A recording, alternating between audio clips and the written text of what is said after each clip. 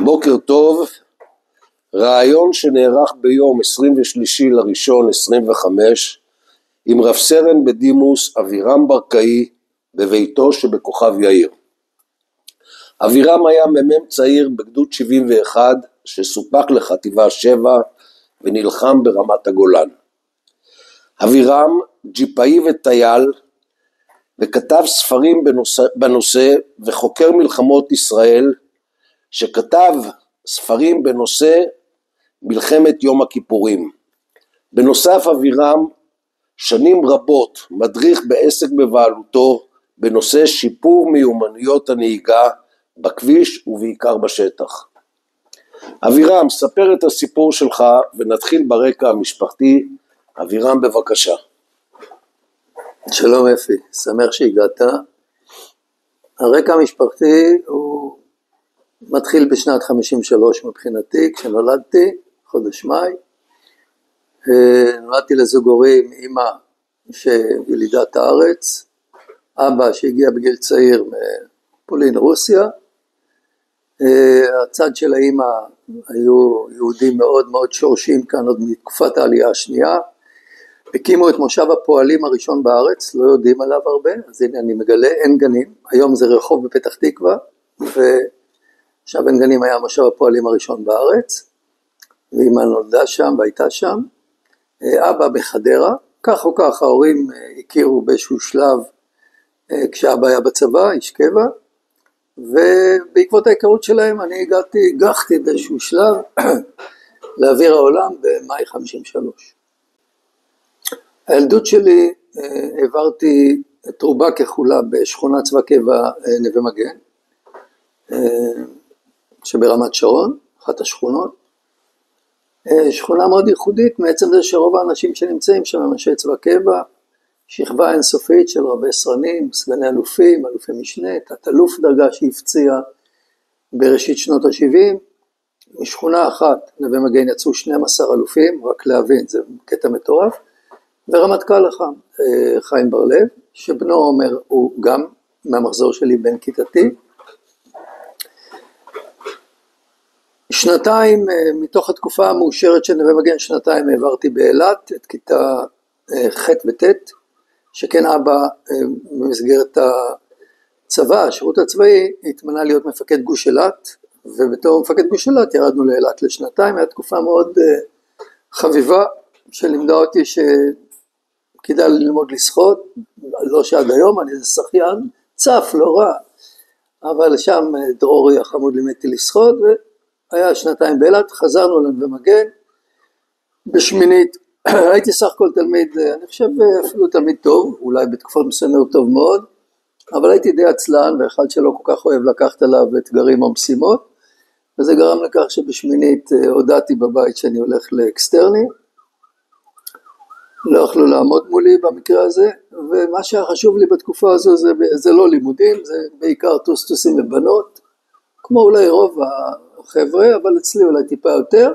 לימודים שמתי בצד, הלכתי ללמוד בתיכון בתל אביב, תיכון רון. הבגרות כבר היה קשה מדי להתמודד איתה, אז החלטתי שגם בגרות אני לא עושה, וככה מצאתי את עצמי הולך לצבא. צבא, אם יש דבר אחד שהיה ברור לשכונת נווה מגן, לכל מי שיצא מהשכונה הזו, זה היה כאילו ב-DNA, אתה יודע, ישנם דברים ברורים בסביבת, שתלויים בסביבה שבה אתה מקבל את הערכים המוספים, נוסף לסידור של 46 כרומוזומים האישי, ובסביבה שלנו היה ברור שהולכים, אם אפשר, הולכים להיות לוחם, ואם אפשר גם אתה הולך להיות קצין, זה היה די ברור. וכך יצא באמת שאנחנו חבורה גדולה מאוד של נווה מגנים, הלכנו לצבא, חלק מאיתנו ניסה להתקבל סיירת מטכ"ל, אני אחד מהם, לא הצלחתי, עומר היה היחיד מהמחזור שלנו שהתקבל לסיירת מטכ"ל, חלק ניסו להתקבל לחיל אוויר, שם לא ניסיתי, היו כמה וכמה שניסו ולא הצליחו,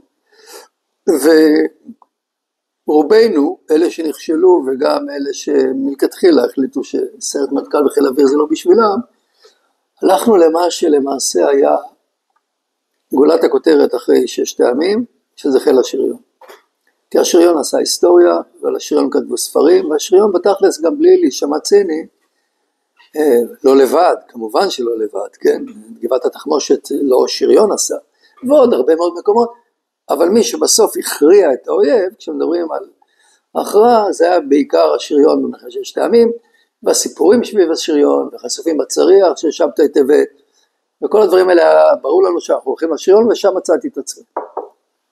נובמבר 1971 אני מתגייס, והולך לשריון. עושה מסלול, מה שאז קראנו, אני לא יודע אם היום קוראים לזה מסלול ישיר, מטירונות ועד קצונה,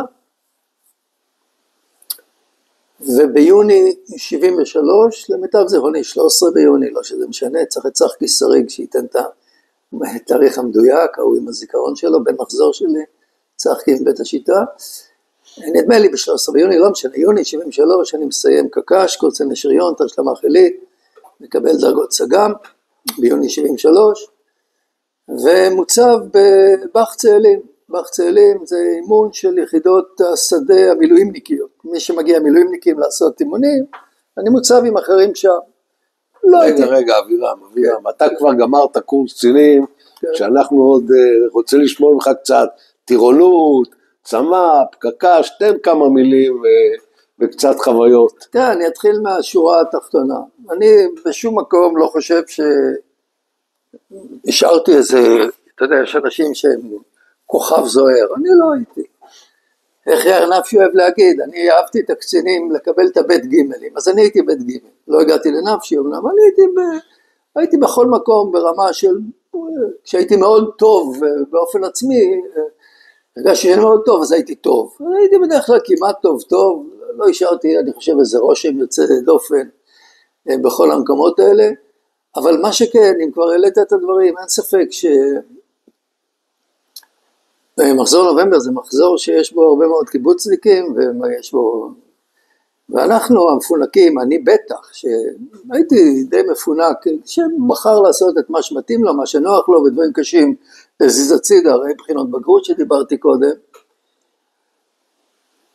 אז זה האתגר, כי אתה מגיע לא מוכן, לא פיזית, גם לא נפשית, לא קיבוצניק שסוחב צינורות בשדה, ואחרים שעוזרים בבית במושב, וחבר'ה, זה לא אתה, אני מדבר אליי, מגיע פינוק מין ומגן, שלא בדיוק תראה, היה צריך לתרום לא למשפחה, ולא לעבוד, ולא להעביר צינורות, ולא לקום מוקדם בבוקר, לחלוב פרה או משהו, כלום, שום דבר מהדברים האלה, וגם לא בכושר הבסיסי שיש הרבה קיבוצניקים, שגם באטרף של להתאמן לקראת צבא, אני אומר את זה בכיף, שום דבר מזה לא היה, ופתאום בום, נכנס לדברים האלה,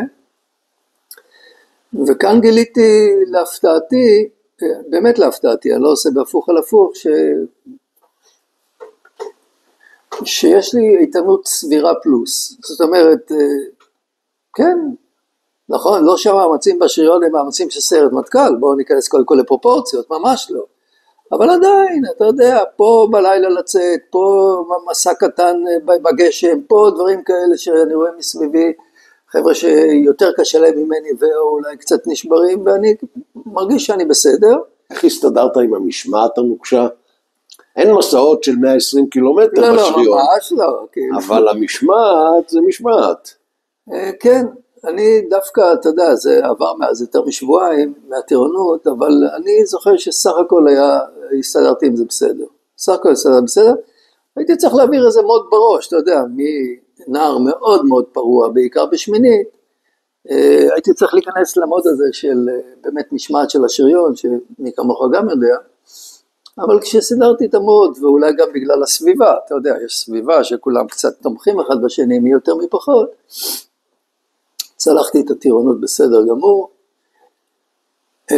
הגעת למקצועות, מה היה המקצוע שלך? אז מותר לי, אז בוא, מכיוון שאני יודע גם להוריד לעצמי, אז אני להוריד לעצמי בהחלט לא הייתי מהטובים, אבל בוא, אם יש פרק אחד במסלול הצבאי שבו אני מאוד גאה, כי גם סיימתי מצטיין, זה מקצועות. כמקצועות הלכתי לנטר, לנהיגה, ואם יש דבר אחד שכן הייתי בו טוב כל נעוריי, ואחר כך גם, אם יש זמן לדבר על זה בשתי מילים, אז זה כל הדברים שקשורים בנהיגה. הייתי מוטרף לנהיגות, הכל, טוסטוסים, אחר כך אופנועים, וכן הלאה. הכל הגיע מנטר? לא, לפני נטר אני אומר. כשהגעתי לנטר, אז היה לי, אתה מכיר את התחושה הזו, שבפנים אתה אומר, what the fuck, אני הולך להיות הכי טוב כאן, כי הלימודים לא מסובכים מדי התיאוריה, אז בוא, נתגבר לתיאוריה, במנוע וזה, ועכשיו מה שניתר זה להחזיק שם בכידון, ולהראות מי יודע לנהוג יותר טוב, והייתי מצטיין נטר, אני אמרתי לעצמי, זה מה שאתה הולך להיות, הייתי מצטיין נטר, זהו, אחר כך ביתר הקורסים, כמובן שלא הצטיינתי, כי היו הרבה יותר טובים ממני, אני לא זוכר, האמת, אני לא זוכר איזה שהם קשיים יוצאי דופן, כן? זאת אומרת, הייתה צמ"פ שכולם מכירים, צוות מחלקה פלוגה, אימון הלוחם שלנו. איפה עשיתם צמ"פ? למטה, ברפדים. ברפדים עשינו צמ"פ, בסיני, ואחר כך היה קמ"ט, קורס מפקדי טנקים, ואחר כך בה"ד 1 במצפה רמון וקק"ש. אין לי שום זיכרונות מיוחדים משם, כי אני אומר לך שוב, הייתי באמצע, אף פעם לא הייתי איזה עושה בעיות סדרתי, לא הייתי בציון ד', אבל בוודאי לא הייתי באלף ביתים, אוקיי? הייתי באמצע, לא שום כוכב זוהר. היו כוכבים זוהרים, אני לא הייתי שם. יכול להזכיר שמות של כוכבים זוהרים? בוודאי, אני יכול בשמחה אפילו. נניח בקק"ש, המצטיין שלנו היה רמי סוויט, הוא סיים קק"ש בתור מצטיין, והיו... נגיד שרמי זה אחיו של יאיר סוויט, זיכרונו לברכה. נכון, רמי היה המצטיין, והייתה עוד חבורה מאוד מאוד טובה מהקק"ש שלנו, היינו 24 קצינים במגמת שוט, הסנטוריון, שוט כאן, היו חבר'ה מצוינים, צחקי שריג, מקיבוץ בית השיטה, אייל יופי, ממעוז חיים, עופר תבורי, שאז הוא גר אולי בבאר שבע, אני לא זוכר, היו חבר'ה מצוינים, אני לא הייתי שם. היו חבר'ה מנווה מגן יחד איתך? היו 8 נווה מגנים, לא, טעות שלי, היו, זו שאלה טובה, רמת לי להנחתה, 24 קצינים סיימנו את קק"ש, מתוכם 8 חבר'ה מרמת שרון וסביבתה, 8, 5 נווה מגנים, עוד 1 או 2 מנווה רסקו, ועוד 1 מרמת שרון. יותר מאשר קיבוצניקים ומושבניקים? אני חושב שקיבוצניקים ומושבניקים גם היו איזה 8, ויתר זה אני לא יכול להגיד לך בדיוק, אבל נווה מגנים, רמת שרון וסביבתה 8, זה היה מדהים, זה רק מראה עד כמה. מספר מדהים. מטורף, כן, מטורף, כן, אז סיימנו את הקק"ש, ואחרי קק"ש, אז כמו שאמרתי, אני הוצבתי במקום שאתה יודע, להיות מדריך לאמן מילואימניקים, היה בסדר, דווקא מצאתי שאני אוהב את ההדרכה, לא ידעתי לפני זה שאני... אבל זה היה בג'וליס? לא, בצאלים. צאלים? צאלים, כן, בסיס האימונים ליחידות המילואים. מה שנקרא מתקן 500. מתקן 500, בדיוק. וזהו, הייתי שם, ומבחינתנו הכל בסדר, אוקיי, מה שנותר עכשיו זה להעביר את השירות. אני אהבתי. כן, אז היינו במתקן 500 בצאלים, והיה מאוד נחמד שם.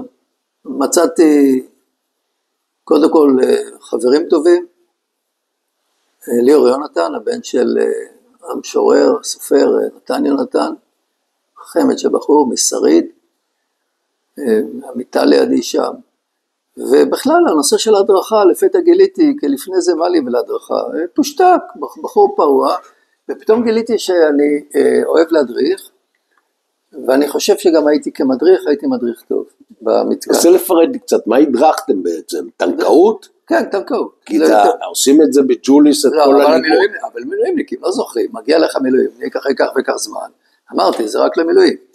ואתה רוצה לחדד בו דברים שהוא שכח, ואו להזכיר לו, ואו ללטש לו. להוריד חלודה. כן, להוריד חלודה, בדיוק, אז עשינו את זה, ואהבתי את זה, ממש אהבתי את זה, וכן, אמרתי כבר, אני חושב שהייתי גם לא רע בזה בכלל. זהו, מבחינתנו החיים סבבה, יוצאים, אני חושב, 1 לשבועיים, כמו שיצאנו, אוטובוסים, זהו, מגיעים הביתה, חוזרים, הכל בסדר. איזה שנה אנחנו מדברים? 72, 3 או 3? 73. סיימתי את קק"ש ביוני 73, הוצבתי זמן קצר אחרי זה בצאלים, עם עוד כמה חברים טובים שלי מקק"ש, וזהו, זה כאילו, אוקיי, מה כבר... שגרה.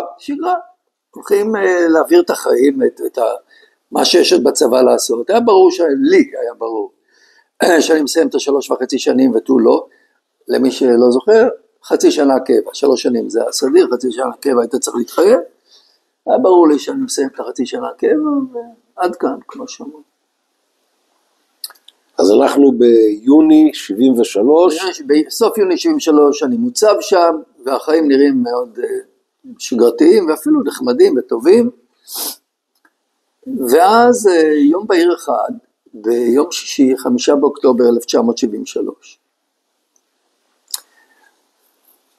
אני אמרתי קודם, אני מנצל את הבמה, זה פעם שלישית כבר שאני אומר שבהדרכה הייתי טוב, אז הייתי אומנם טוב בהדרכה, אבל נשארתי פרוע.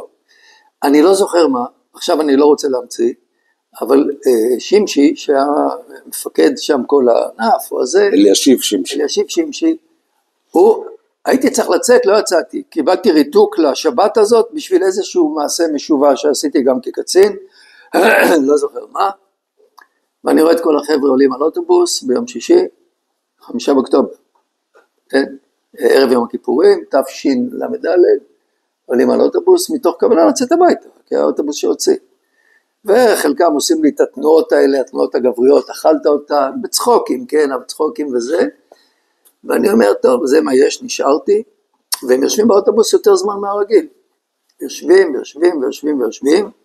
ופתאום מתקבלת הנחיה, וההנחיה שמתקבלת היא לרדת מהאוטובוס, לא יוצאים הביתה.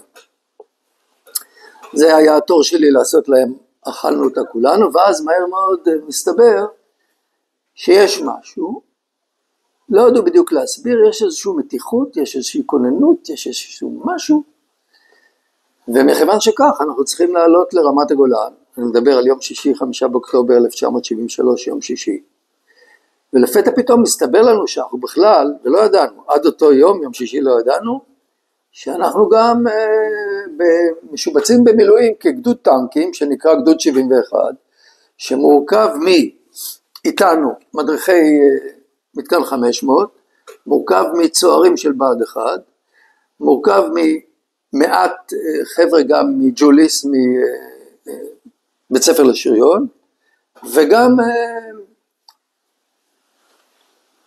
מעטפת, נניח אפסנאי שהיה פעם נהג טנק, או מישהו אחר בחימוש, לא יודע, שהיה טען וכן הלאה, בחירום הם הצטוותו גם כן לטנקים בתור אנשי צוות, ממש כך, כמו שאני אומר לך.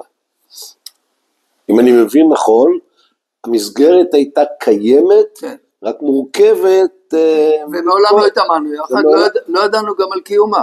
אז לא ידעתם.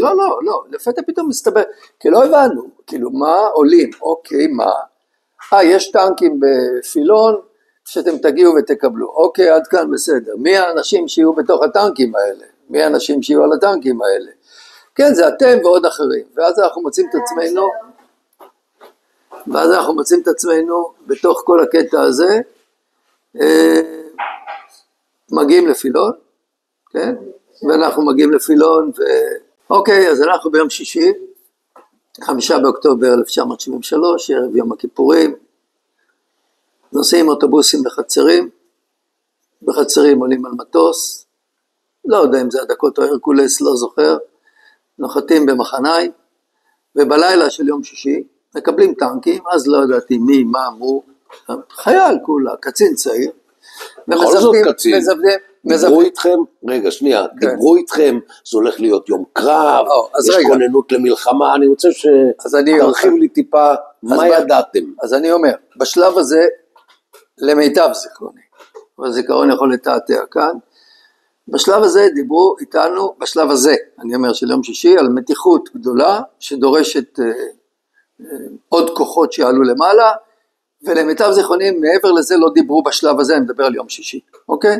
ביום שישי. ידעתם שחטיבה 7 כבר עלתה למעלה? אני לא ידעתי על שום דבר, יכול להיות שהיו אחרים. יכול להיות שהיית קצין צעיר, אבל... לא, אני לא זכרתי, ידעתי שאנחנו, ואת התמונה הרחבה בשלב זה לא ידעתי, ועזוב מה אני יודע היום כהיסטוריון, אתה שואל אותי מה ידעתי אז. מה שידעת אז. מה שאז ידעתי, אני לא... וזהו, וזיוודנו טנקים בלילה, אמרו לנו שטנקים של מילואימניקים, כן, שהיו שם, בדיעבד חטיבה 179, אבל לא ניכנס לזה כרגע, זה לא משנה גם. וזהו, אז איבדנו את הטנקים. ואז בשעות הבוקר של שבת, אחרי שבלילה עבדנו, ואני חושב שגם באו חבר'ה לעזור לנו, יכול להיות שהיו חבר'ה שבאו לעזור, אבל זה לא משנה כרגע, בכל אופן זיוודנו, היו חסרים כמה דברים, כן? מבחינת צלם? כן, היה פה משקפות חסר, פה איזה מקלע נ"מ, מקלע מפקד היה חסר, פה ושם, תחמושת לא היה פתנים מלאים, שוב אני לא זוכר בדיוק אם לא היה מספיק פגזים, טנקיסטים יודעים, בשוט יש 72 פגזים, לא בכולם לדעתי היו פתנים מלאות, חלק היו חסרים גם ארגזי פעולה למקלעים, מקלע תותחן ומקלע נ"מ, סך הכל 26 ארגזי פעולה, היו בחלק פחות, בסדר, כולם המתיחות וזה. זהו בשבת, אחרי שאנחנו סיימנו, ואולי גם פה ושם תפסנו איזו תנומה קלה, אני לא זוכר תנומה, אבל יכול להיות שטיפה זה. זה היה פעם ראשונה שאני זוכר את המגד שלנו, מגד 71, זה הגדוד שהסתבר לנו. זה היה המגד? משולם רטס. משולם רטס הוא המגד, והוא מגיע, ואז הוא מדבר איתנו באיזשהו שלב ביום שבת, זה פעם ראשונה שראיתי אותו בחיים. עבד, ידעתי אחר כך שהוא מפקד קורס מ"פים, והיה אמור להיות מח"ט, אבל אז הוא המגד של הגדוד שהוקם, כפי שאני אומר, מערב רב של אנשים מכל מיני מקומות, שמעולם קודם לא נפגשנו, למעט החבורה שבאה מצאלים, אבל כל האחרים לא הכרתי אף פעם, בוודאי שלא התאמנתי עם אף אחד מהם, שום אימון, ואז עושים לנו את השיבוצים לטנקים, כבר ידענו אותם, והוא אומר לנו, יש, ככל שאני זוכר, אני חושב שכאן הזיכרון לא מתעתע, שיש 3 אפשרויות, אפשרות אחת זה יום קרב עם הסורים, יום קרב קטן, אפשרות שנייה יום קרב גדול יותר, אולי הם ינסו לעשות איזה מחטף באיזשהו מקום, ואפשרות שלישית, ואז אני, למיטב זיכרוני, אני מסייג את זה בפעם האלף, כי אני עוסק היום במחקר, אולי ניגע בזה אחר כך, אז למיטב זיכרוני, הוא גם העלה אפשרות שלישית, שזה יכול להיות שיקרה גם משהו עם המצרים, כן? אבל מעצם זה שאני בקושי זוכר את זה, אז כנראה שהוא המעיט מאוד בחשיבות, אתה יודע, מספיק שפת גוף או דיבור, ואני זוכר שהוא דיבר על זה שאפשרות הסבירה זה משהו עם הסורים, או יום קרב קטן, או אולי ניסיון מחטף של הסורים, ולטובת העניין הזה, אנחנו נעלה למעלה לרמת הגולן, ונהיה איפה שיגידו לנו להיות. הזכרת משהו על המצרים, הוא דיבר על שתי החזיתות? אז אני זוכר, יכול להיות שאחרים זוכרים אחרת ממני, לי מצלצל משהו שהוא כן הזכיר את שתי החזיתות, שמשולם רטס דיבר גם על איזה אפשרות קלושה שאולי גם יהיה משהו עם המצרים. במילה מלחמה הוא הזכיר? אני לא שמעתי מלחמה, אבל זה שאני לא שמעתי זה לא אומר שהוא לא אמר. אבל מהזיכרון שלי אני לא זוכר את המילה מלחמה. האווירה הייתה של? האווירה הייתה של איזה כיף, זה הייתה האווירה. אני זוכר את זה. הולכים לקבל שמפניות או שלא ידעתם עוד? זהו, אז לא ידענו, שמפניה זה המושג של 188 כשדפקו טנקים, וצועקים שמפניה, לא הכרנו את המושג, אבל הייתה אווירה של וואלה, מכל להדריך כל הזמן, זה בוא נלך עכשיו, נתקע כמה טנקים סורים, נעלה לרמפות שלא ידענו איפה זה, כי לא הכרנו בחת רמת הגולן, אבל נגיע לאן שזה, ואולי גם אנחנו באיזשהו מקום נזכה בחגיגה הכללית, בכמה קרקפות של סורים, שבאים לעשות הצקות, ולא מבינים שהם הולכים מול הטנקיסטים של 67. מי היה המ"פ שלך? המ"פ שלי היה גליקמן היה סמך, ברח לי השם שלו, של המ"פ, הוא היה בכל אופן מ-500, כן? אם לא הוא, אז היה מישהו אחר, זכר, אני אגיד את השם שלו, אבל זה מראה לך גם מה זה מ"פ, אתה מבין, זה שיבוץ באותו רגע, כן? שהיה, וזהו, אנחנו עולים. מתי אתם עולים? זהו, אנחנו עולים, יש חלק שעלו באוטובוסים עם מובילים, ויש חלק שעלו בנסיעה על זחלים. אני הייתי מאלה שעלו בנסיעה על זחלים, יצאו בנסיעה על זחלים, ונסעו עם זחלים דרך כנראה מה שנקרא היום אזור מעל ציר המוסכים, רמת הגולן, לא משנה, מתוך כוונה להגיע לצומת וואסט. כשם הגדוד היה אמור להיות. הגדוד, גדוד 71, המיקום שלו שהוא קיבל זה להגיע לצומת וואסט.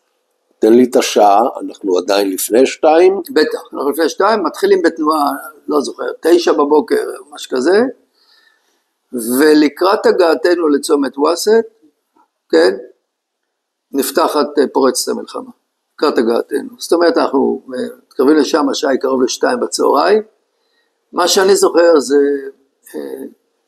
אותנו עדיין בתנועה, כשאנחנו שומעים מין רעם כזה, מתחיל להתגלגל, עכשיו אוקטובר, רעם, שמיים היו יפהפיים, אם אתה זוכר בעצמך, שמיים תכלת כאלה עם עננות לבנה, ענני צמר גפן גדולים תלויים שם בשמיים, יפהפיים,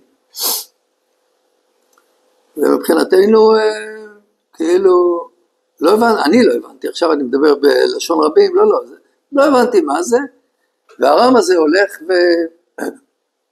ומתמשך, הוא לא חזק, סופת רעמים רגילה, רעם שאתה שומע הוא הרבה יותר חזק ממנו, אבל זה רעם שהולך והולך והולך, ואז אנחנו מבינים וגם שומעים, כן?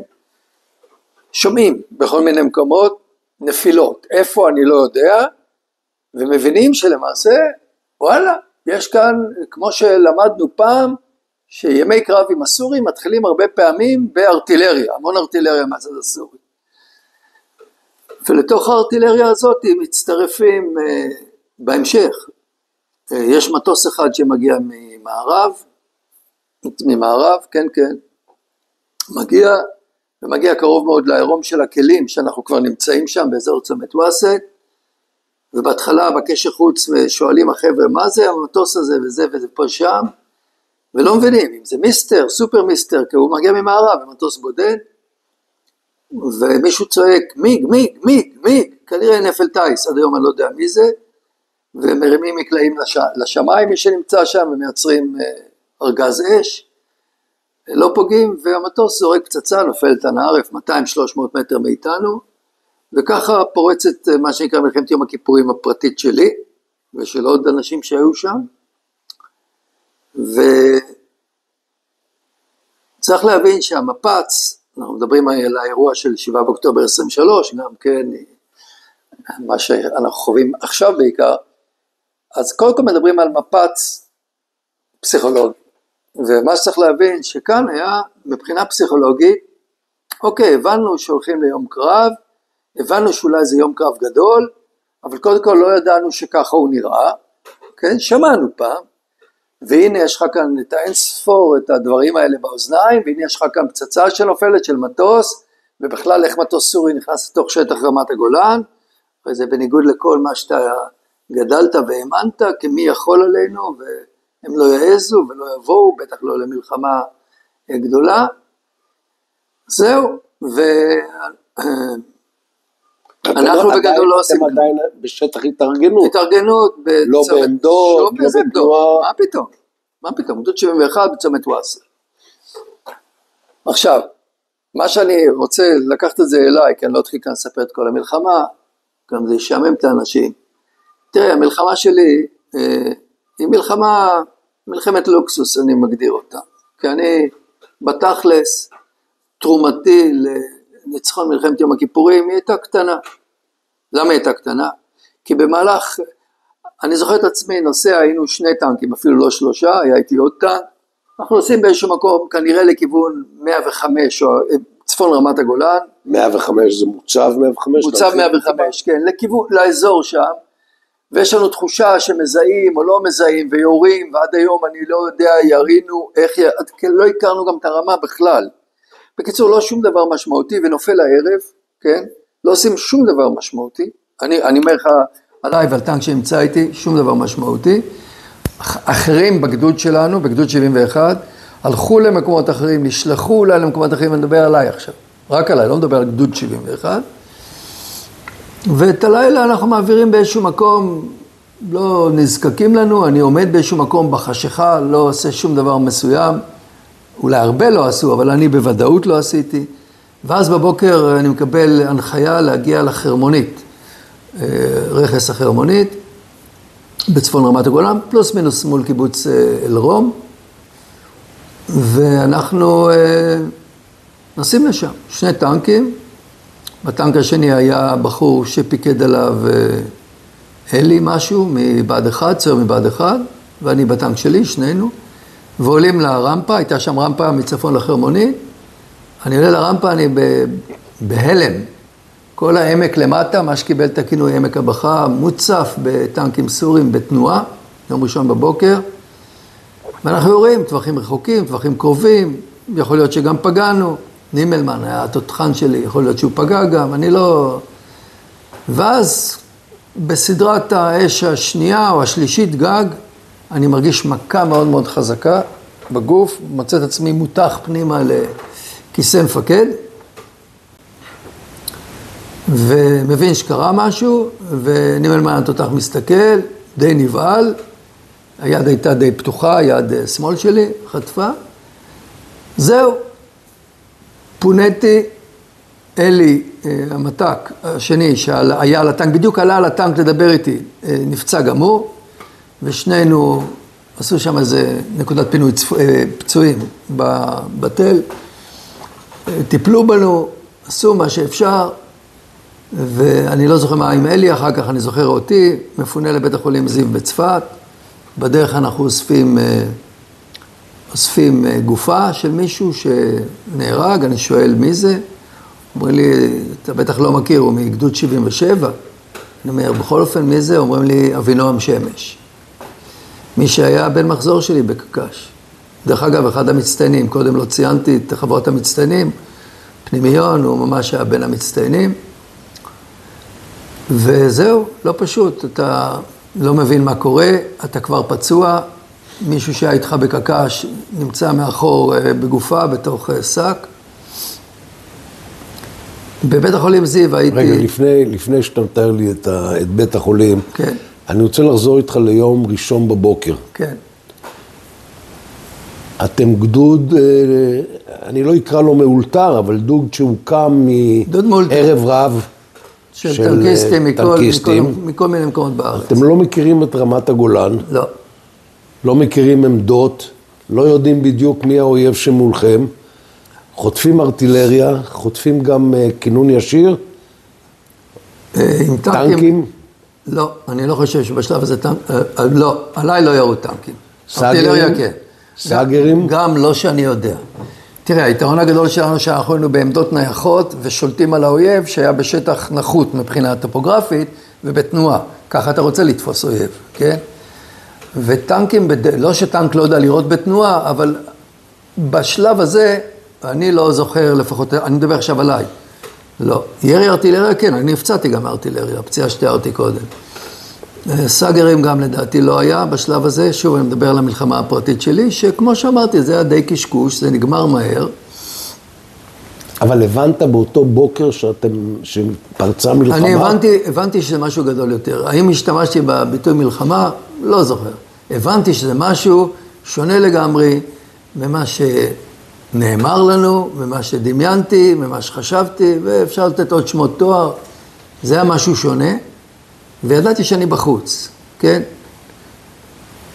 פוניתי לבית החולים זיו, הייתי שם יומיים, אחרי זה יד שמאל שלי, זו שעכשיו אני מגרד בראש, היא לא כל כך תפקדה, כי הייתה פגיעה מאוד עמוקה כאן, חתך עמוק, כף יד, לא משנה, דברים מוטוריים קראו ליד שמאל. רסיס ארטילריה?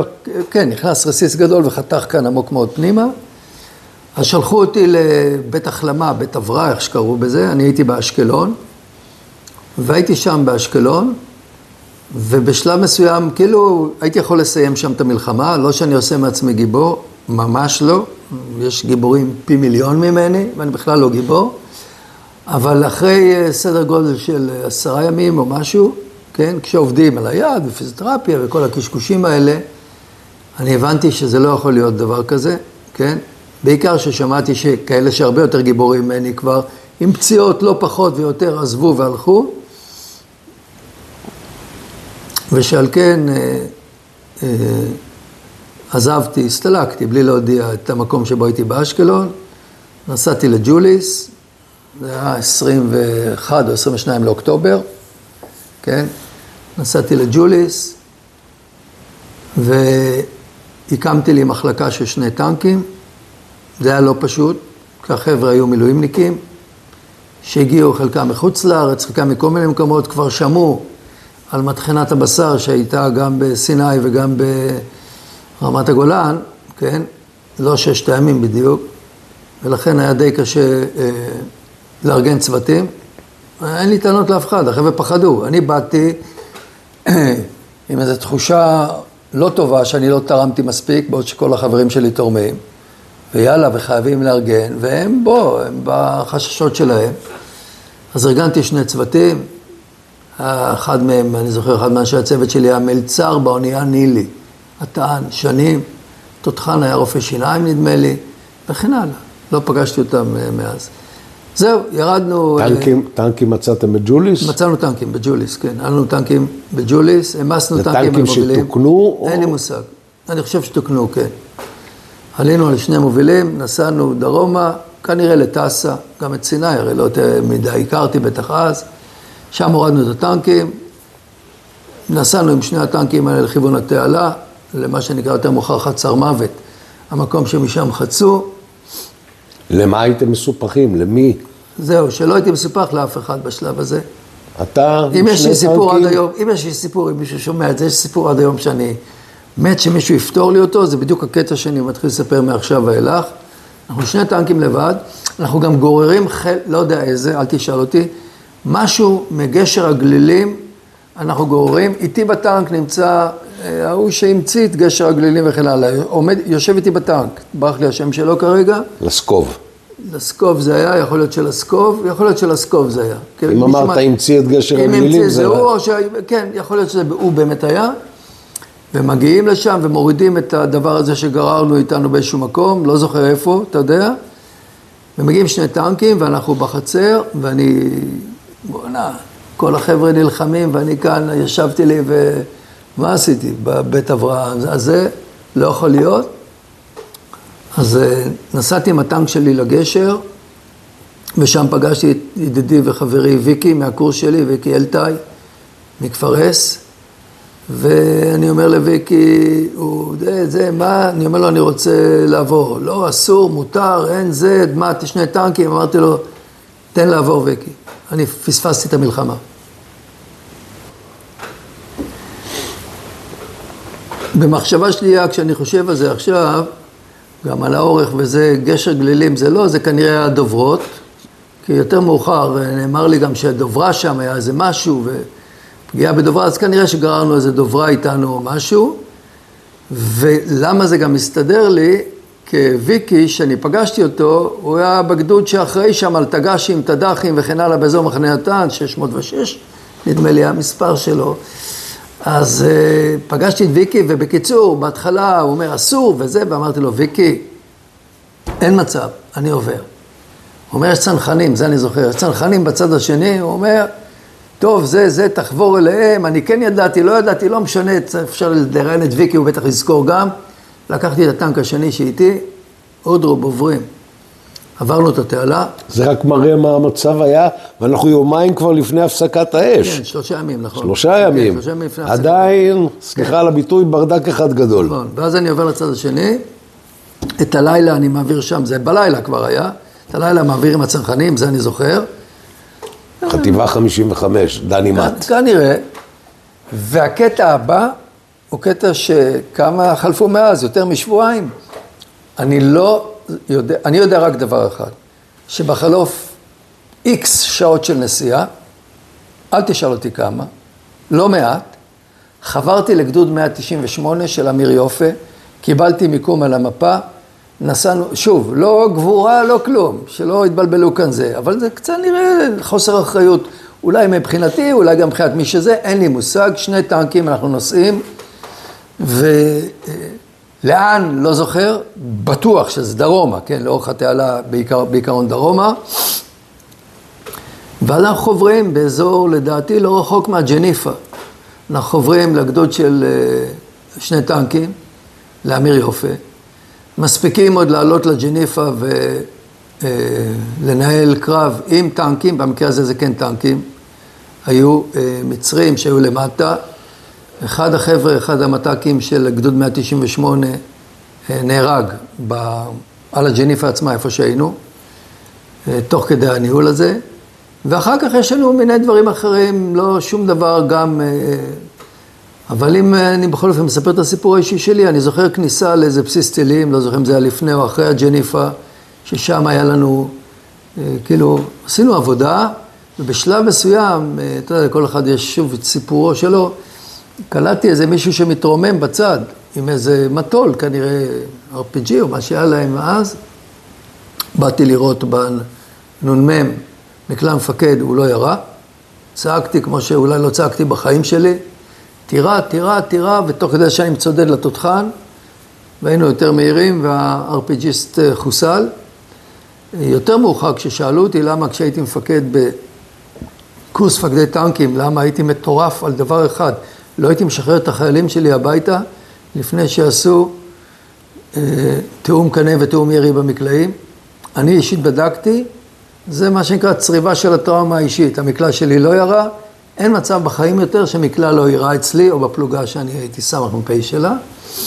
היה מדיד כזה. היה מדידים, כן, זה לתאום ירי, קנה היה משהו אחר, כן. וכן, אז זהו, אז עשינו שם, היה עוד איזשהו אירוע שאני זוכר, שבלילה אנחנו כבר באזור נמל ארדקה, לפני הסואץ, בדרך לעיר סואץ, ואומרים לנו שיש מצב להתקפת קומנדו אולי, או חיר מצרי בלילה, עדיין, אם אתה מכיר את זה, אם יש דבר ששריונר מפחד בלילה זה חירניקים, או קומנדו, בטח אז, שלא היה לנו שום אמצעים. אני מארגן שמירה בתוך הטנק שלי, נהג מחוץ לשמירה, אבל צוות צריח, כן? ובשתיים לפנות בוקר, שזה השמירה שלי, או 3, אני מתעורר. הייתי צריך לשמור. אז מעבר לזה שכל כך נעלבתי והתביישתי בעצמי, וגם דפקתי לעצמי איזה סתירת עבריין, רק מהבושה, שאיך אני מעז להירדם כשיש התראה שזה אולי אתה יכול לשלם בחיים, ואני גם אז למדתי דבר אחד מאוד מאוד חשוב בעקבות זה, שהוא מוביל אותי לאורך החיים, בעניינים מקצועיים שעשיתי מאוחר יותר, שהעייפות מנצחת גם את הפחד. ואם העייפות מנצחת את הפחד, אז כל עוד זה בידיים של המפקדים, מפקדים בכירים בעיקר, בפקודה הם צריכים להורות לחיילים, לא לבזבז את הזמן, ללכת לישון. כל דקה שאפשר, לפעמים אין ברירה, אי אפשר, זה בסדר. אבל אם אפשר, כל דקה פנויה ללכת לישון, שכן ברגע האמת, כשתצטרך להיות בערנות ובדריכות הנדרשת, לא יהיה לך לא את הערנות ולא את הדריכות, תוכל לשלם בחיים שלך, בחיי הפקודים שלך. זה האירוע ההוא שזכרתי אותו. זהו, אני גם זוכר, בעיר סואץ לא נכנסנו, היה לנו איזה קטע עם שבוי שלקחנו, ואחר כך שחררתי אותו, שילך להגיד למצרים שיפסיקו לראות, כל מיני קטעים כאלה שהם לא... בעיר סואץ אנחנו לא נכנסנו, רגע, לפני שאתה מגיע לעיר סואץ, שלא נכנסתם אליה. לא נכנסנו אליה. אתה בגדוד של אמיר יופי. אמיר יופי, גדוד 198, כן. זה גדוד של חיילים סדירים. גדוד קמ"ט, כן. גדוד קמ"ט, כן. סדירניקים. ואתה בעצם סדיר, כן. מפקד על 2 טנקים של מילואימניקים. נכון. סיטואציה מעניינת. נכון, בדיוק כזה. נכון, מה שאמרת. ואז מגיעים לעיר סואץ, ובעיר סואץ שוב, אנחנו לא מבינים, הכל צריך לזכור בעיניים שלי אז, שבחור בן 20, כן? מגיעים לעיר סואץ, ואומרים לנו, אתם לא נכנסים, אתם כאן בהיקף, בשמירה, בזה, ומתוך העיר סואץ יוצאים לנו פתאום בשעות הבוקר צהריים, זחלמים, עם אלונקות למעלה, אני זוכר נעליים אדומות בולטות החוצה או כל מיני כאלה, מכוסים בסמיכות. יותר מאוחר הבנתי איזה קטסטרופה הייתה שם בעיר, איזה חוסר תכנון, חוסר הבנה של לחימה בשטח בנוי, לא ניגע בזה כרגע כי לא באתי לתת כאן שיעורים. ובקיצור היה פיאסקו גדול מאוד בעיר סואץ, כמובן שבלחימה האישית היו שם גיבורים, והיה טנקיסטים של החמומדים, הגדוד של זקן אני יודע, ואחרים, מהחטיבה שלנו, חטיבה 500, החטיבה המקורית, ואחרים עשו, אבל בתכלס בניהול ובתכנון ובהבנה, ולמה בכלל צריך להיכנס. אבל זה תובנות שבאו יותר מאוחר. איך מישהו אמר, קרב אחד... מיותר, אחד מיותר עם הרבה מאוד הרוגים שלא היו הכרחיים. זהו, אחר כך נשארתי בגדוד של אמיר, הייתי שם, זה הגדוד הזה... שם תופסת אותך הפסקת האש? כן, כן, במצרים. אני סמ"פ בקורס מפקדי טנקים. אני רואה שאני בהדרכה מאוד טוב, כי אם בכל הנושא של פיקוד, על כל הקטע של הפיקוד, פיקוד, כמו שאמרתי, הייתי בינוני, לא מעבר לזה, אף פעם לדעתי. אז בהדרכה הייתי טוב, אפילו טוב מאוד, וגיליתי שיש לי את היכולות להסביר ולהנגיש דברים. להעביר חומר. ולהעביר חומר בצורה טובה, ומאוד אהבתי את זה. וגם מפעם לפעם, מהכיף שלי, בתור סמ"פ, הייתי מחליף מ"מים בתרגילים, כי הרגשתי שחסר לי קצת. זו הייתה תקופה נחמדה. איפה הייתם אז? בבירת מדה? בהתחלה היינו בתוך סיני, כן? ואחר כך עברנו למצבת פארקר באזור, בצד השני של התעלה.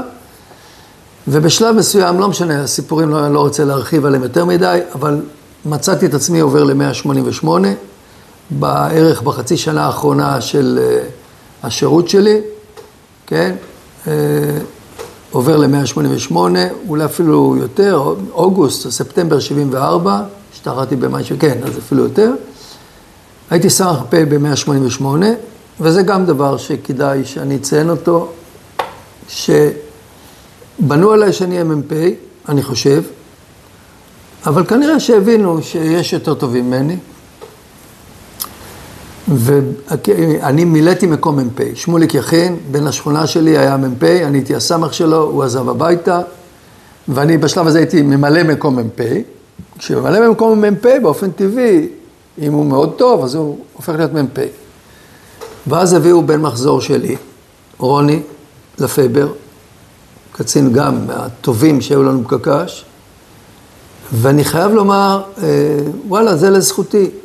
שאני חושב לפחות, אלא אם רוני יגיד דברים אחרים, אני חושב שלא עשיתי לו בעיות, שקיבלתי את המרות ואת הסמכות שלו עד הסוף, ושבפנים כבר אז, היום בוודאי שאני יודע, אבל כבר אז הבנתי, וואלה, צעד נכון, הוא יותר טוב ממני, גם מבחינה מקצועית, גם מבחינה פיקודית, ולכן מגיע לו לקח את הפלוגה, אז מה אם שנינו היינו בזה? אז הוא היה מ"פ ואני סמ"ך שלו, של רוני, הוא היה מצוין, וזהו. וסיימתי את הצבא. אתה השתחררת? השתחררתי במאי 75. השתחררתי במאי 75. טוב, אני משתחרר מהצבא. כמו כולם, אז לא היה, היום זה מי שמשתחרר ישר הטיול הגדול. אז אולי מתי מעט יצאו גם לטיול גדול, אבל הרוב, או שעשו טיול קטן, או שלא עשו טיול בכלל, או ששאלו את עצמם מה עושים. ההורים פעם, ואני לא אומר את זה בטרוניה לילדים שלנו, ממש לא, אם ישמעו את זה. ההורים פעם היו פחות, זאת אומרת, שחררו אותנו לעצמאות יותר מהר, כן? זאת אומרת שהיה ברור שצריך להתחיל לעבוד מהר, להתפרנס, כי אין כאן איזה גב שידחוף אותך וייתן לך ויסדר אותך. אז מצאתי כל מיני עבודות זמניות ממש לחודש, חודשיים ראשונים, ואז אחד החברים אמר, יש דבר שנקרא GR. אמרתי לו, מה זה GR? GR זה government request. אוקיי, מה זה government request? זה מאבטח במטוסים של אל על. יש קורס כזה. רוצה להיות, אמרתי, רוצה, כן, לא יודע אם אני מסוגל.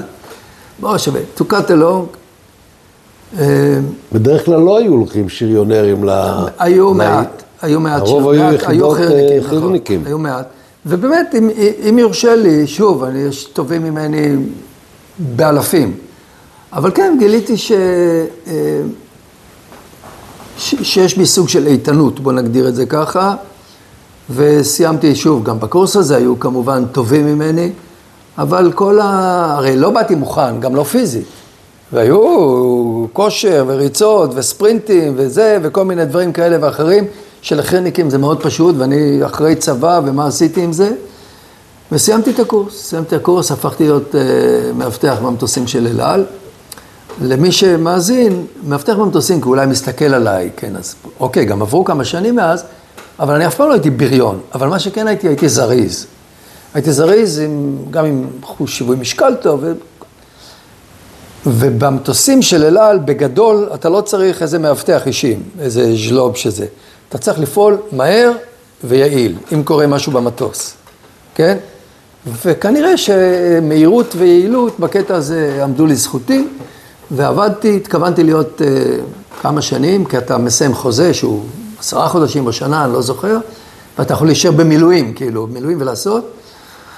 אבל אז לקראת, סיימתי את החוזה והתכוונתי להמשיך, אבא שלי נפצע תאונת דרכים מאוד מאוד קשה, היה על סף חיים ומוות, והדברים קצת השתבשו, קצת הרבה אפילו, אני כאילו בבית בכלל, וגם האמא הייתה זקוקה לעזרתי וגם בכלל, ומה שקרה בעקבות זה שני דברים. הראשון, שעזבתי את אל על, זאת אומרת לא המשכתי הלאה, סיימתי את החוזה שלי ולא המשכתי הלאה.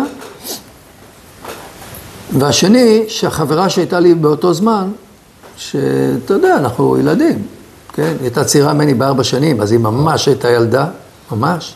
זאת אומרת שהיא הייתה בת 18 ואתה היית 22. כשהכרנו, היא הייתה בת 18 ובן 22, וכשהתחתנו, הנה בדיוק, כן, אתה נראה מופתע, אבל היו כמה, אני הייתי בן 23 ו9 או 10 חודשים, והיא הייתה בת 19 ו9-10 חודשים. בצבא? בצבא, כן, היא עזבה את הצבא, הייתה חיילת, עזבה את הצבא. אין לי ספק שהיום, כשאני מנסה להבין מה אתה כבר מתחתן כל כך מהר, שהיו כאן שני דברים, יכול להיות שזה, לא עושה מזה טראומה גדולה, כי המלחמה שלי, כמו שאמרתי, לא הייתה טראומה כמו של חלק מהחברים שלי, אבל אין ספק שמלחמת יום כיפורים על כלל התוצאות שלה, כולל אובדן חברים מהטובים ביותר שהיו, נניח ליאור יונתן, שהיה חבר נפש בצאלים, נהרג במלחמה, בן שכונתי אילן גדרון, שמאוד מאוד אהבתי אותו, נהרג, ורבים אחרים.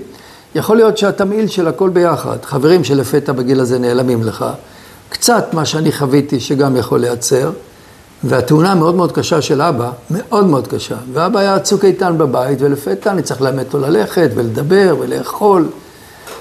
יכול להיות, כי אני לא, זה פסיכולוג גדול, אבל כשמנתח מה גרם לי בגיל כל כך צעיר, להגיד מתחתנים, אז זה מה שעשינו, התחתנו.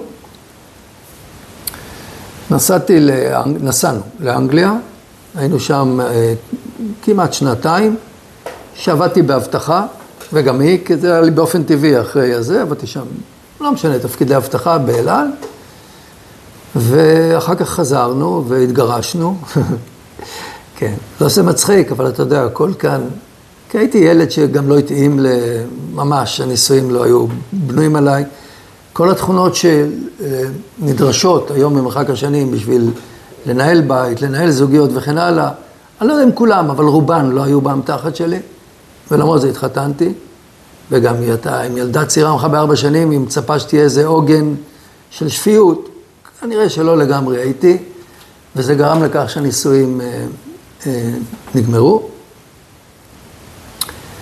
וזהו, אחרי שהנישואים נגמרו, זה היה שנת 79, עומר בר-לב, שהוא הזכרתי אותו קודם, שבן כיתתי, ביקש ממני, הוא ידע שאני, תמיד, החברים בנווה מגן ידעו שאני מאוד שיגעון של ניוד, נגדיר את זה ככה, כלי רכב, ואז הוא הציע לי, אני פשוט מפאת ביטחון שדה לא יכול להיכנס לפרטים, הוא הציע לי לבוא ליחידה, סיירת מטכ"ל, להקים שם איזה מיזם מיוחד. המיזם הזה לא צלח, כן? לא, במקרה הזה לא היה קשור בי, אלא בירוקרטיה, נגדיר את זה כך. אבל מה שהרווחתי, זה שבעקבות זה, בגלל שהמיזם לא צלח, אז אמרו לי, יש כל מיני אפשרויות איתך, אחת מהן תישאר, אם אתה רוצה ללמוד ג'יפים.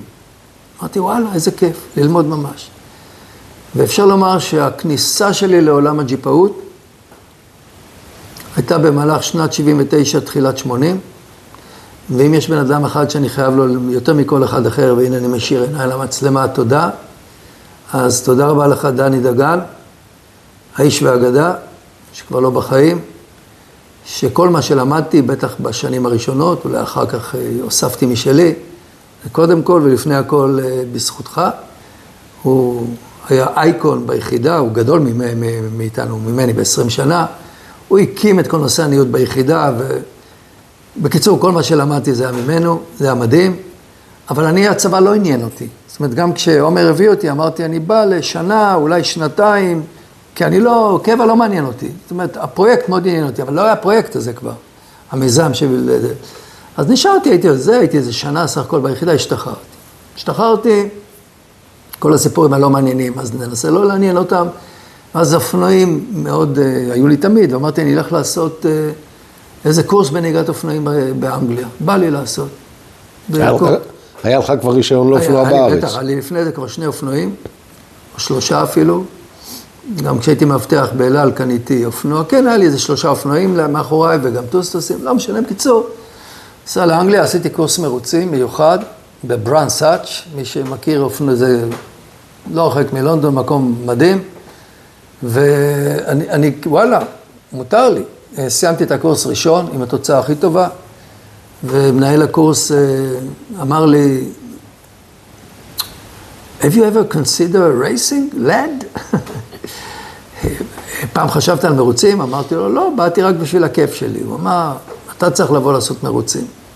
אז אהבתי את זה, אבל זה נשאר לי כאן בפדחה. חזרתי לארץ, עשיתי מיני דברים כאלה ואחרים שלי, סתם עבודות כאלה ואחרות. ובשנת 81 אמרתי לעצמי, יאללה, למה לא? אתה בארץ ב-81? אני ב-81, כן, חזרתי, כן. הקורס היה קורס של זמן קצר בלונדון, באנגליה. חזרתי לארץ, עשיתי מיני עבודות, 81, אמרתי, יאללה. הולך להתחרות במרוצי אופנועים, ככה.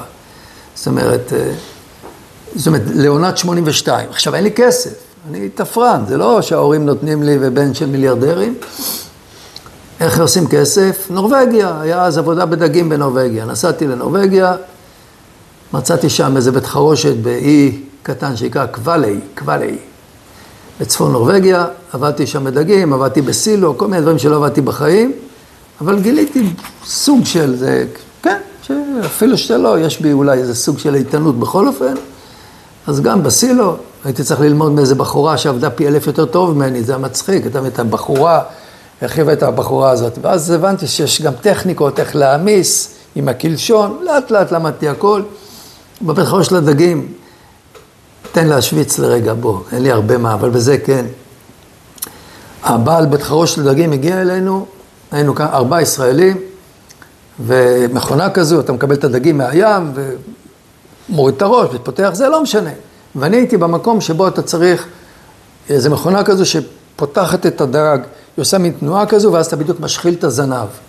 עכשיו, השחלת זנב, יש בדיוק זמן כזה. זה עושה דבר כזה. פותח, סוגר, זה הזמן. אם אתה לא מספיק להכניס את הזנב בדיוק, הוא לא עושה. אז בהתחלה אתה לא בקיא בזה, אני עומד שם. אז הוא בא ככה בזלזול, בעל בית החרושת, קורא קראו לו, ואומר, תגיד, אולי אתם רוצים כשאל איך אתם רוצים לעבוד, ישראלים, קבלנות. הוא אומר לנו, אתם משוכנעים קבלנות, רואה אותנו עושים קצב של 1 למאית ממה שהנורווגים עושים. הוא אומר לו, קבלנות. הוא אומר, אבל בוא, קבלנות, אני אומר לו. כאילו, תהיה המנהל שם, כאילו של 4 ישראלים, בקטע הזה. ואני אומר לו, ואתה יודע מה, אני אומר לו, אנחנו עכשיו איתך 3 חודשים, היינו חודשיים 3, משהו כזה. מה השיא של, כי אני הייתי כאילו, שם זנב של דג, מפספס 2, אתה מבין מה אני אומר? שם עוד זנב, אני אומר לו, מה השיא ברצף? נורווגיה, בנים שלך וזה, כששמים ברצף בלי לפספס. הוא אומר, הם יודעים לשים 15, אפילו 20 ברצף בלי לפספס. אני אומר לו, תבוא בעוד 2-3, יש לך כאן שיאן חדש. וכך היה. כי עוד פעם, חזק זה, זריזות, ידיים, זה, יש לי, קראתי לו לקראת הסוף, הבאתי אותו, אמרתי, תעמוד כאן. ועכשיו נורווגים כמו נורווגים, מילה אצלם זה מילה, זה לא אנחנו שמילה זה לא מילה, כן? עשו לי חגיגה גדולה, אמיתי. באיזה פאב שם, בזה, הכריזו עליי כשיאן החדש של האי, בהכנסת דגים. היו כל מיני חגיגות נוספות שהרווחתי בגלל זה, שזה לא המקום לפרט, היה כיף גדול, אוקיי? זהו, סיימתי משם, היה כסף, הגעתי לאנגליה. היית שם עם עוד חברים ישראלים? באתי לבד, הכרתי שם ישראלים. נסעתי לבד, לא משנה, הסיפור ארוך, אין מה זה. זה רק את האנקדוטות האלה שאולי יעניינו מישהו. היה לי כסף, באתי לאנגליה, סיפורים ארוכים, תמצאת אותם בשורה 2. הייתי צריך למצוא את האופנוע המרוצים, זה אופנוע מיוחד רק למרוצים. הגעתי לפה, הגעתי לשם, קניתי את האופנוע, התחלתי להתאמן לקראת עונת המרוצים, כן? מצאתי כמה חבר'ה ישראלים בלונדון שעזרו לי, אחד הכרתי מהיחידה מ-79, יוחאי היה נחמד שעבד בשגרירות, ואיזה בחור מנווה מגן, מוישלה מנווה מגן שהיה בלונדון, וזהו, התחלתי לעשות מרוצים. אני אלך לשורה התחתונה, מכל הסיפור הגדול של לעשות מרוצים ולעשות לפחות עונה 2, למיטב זיכרוני עשיתי לא יותר מ4, גג 5 מרוצים. זה מה שעשיתי. עונת מרוצים זה הרבה יותר, זה 15 או משהו. למה? כי בשני המרוצים האחרונים, אחד נפלתי נפילה קלה ואחד אחר נפצעתי קצת יותר, ואני הבנתי שאני כנראה גם פסיכי קצת יותר מדי, שלא מבין את המגבלות שלי ושל הכלי, ובקיצור זה לא לעניין, כי כמה שאמרו לי, אני אלך חזרה אחורה. במרוץ הראשון שלי בחיים, מבין 52 מתחרים, הגעתי 6. וכתבו על זה בעיתון. זה לא רע. זה אפילו טוב מאוד.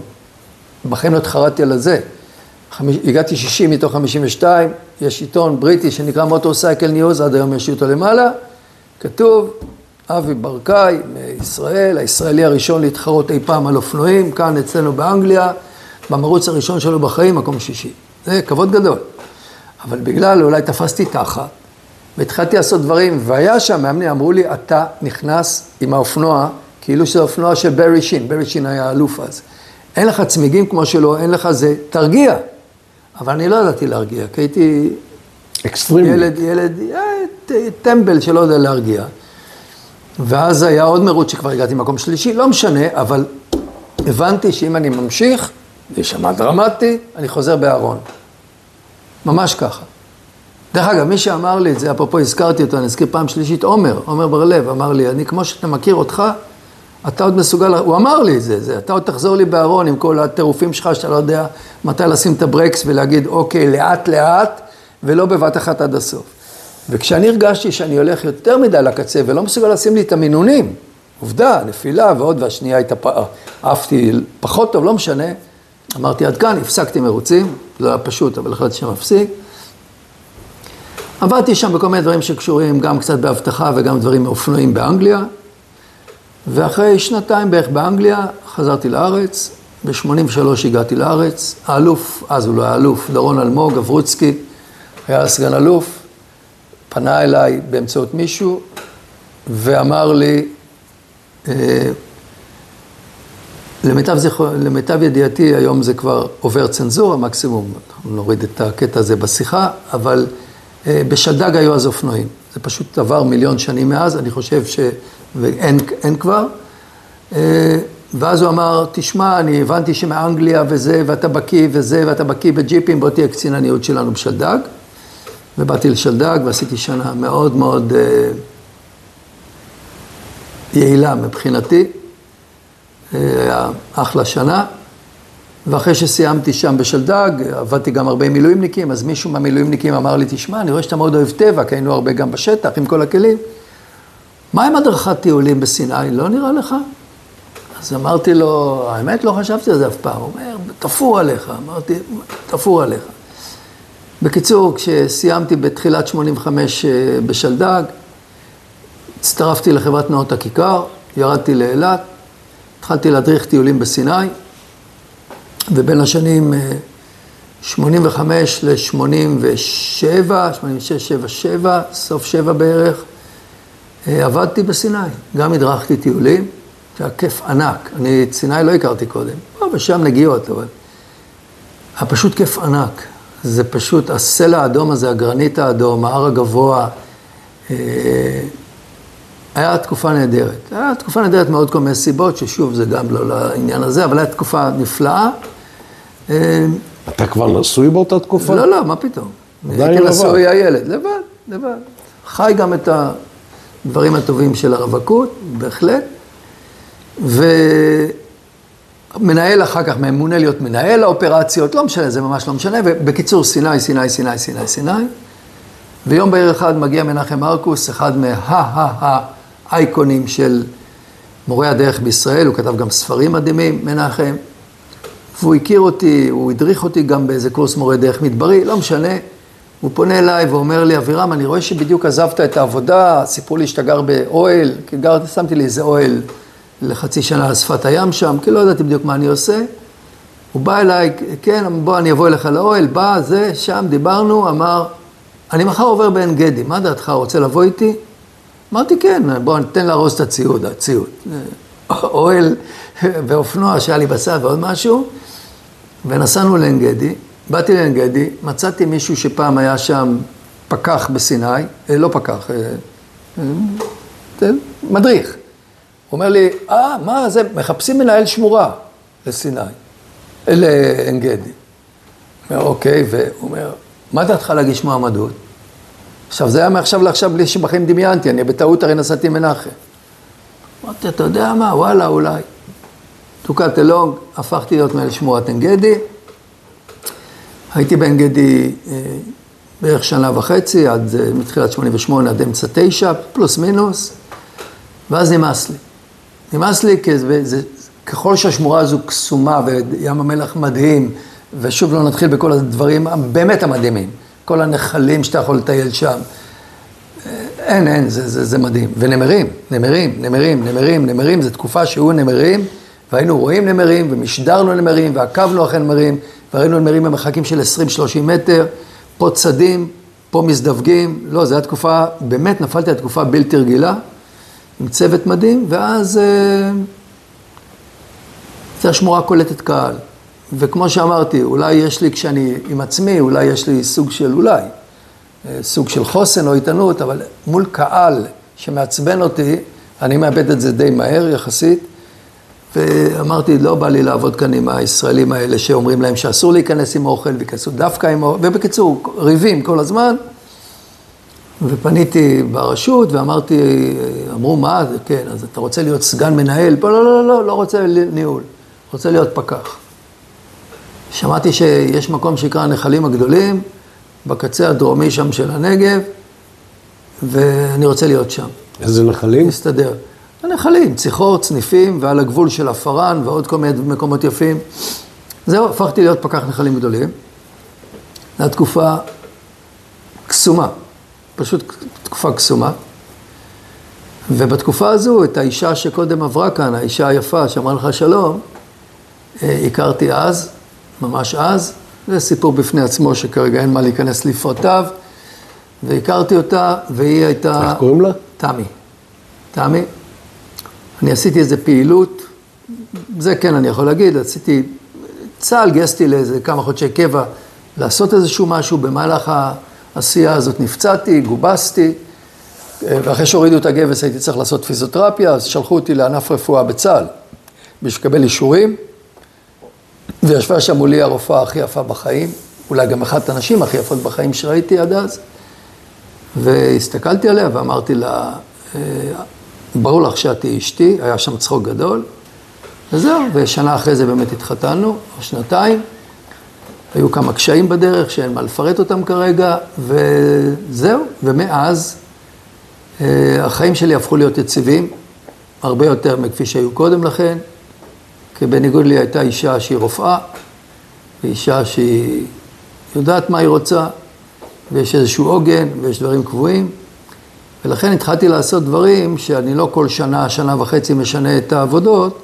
אלא דברים הרבה יותר קבועים, ונכנסתי למסגרות קבועות, ואלה המסגרות שהביאו אותי לדברים שבהתחלה, כשעשית את הפתיח, זה הזמן שהתחלתי להדריך בצורה מאוד מאוד משמעותית, לכתוב ספרי טיולים, הרבה מאוד, לכתוב ספר לאופנוענים, אם תרצה אני אפרט אחר כך, להדריך נהיגה בשטח ובכביש, בדגש על שטח, ועוד יותר מאוחר, הגעתי לעולם מחקר מלחמות ישראל, באמת כפי שאמרת, בדגש על יום כיפורים, ואלה באמת 3 קודקודים שב-30-35 השנים האחרונות, אני עושה אותם כל הזמן.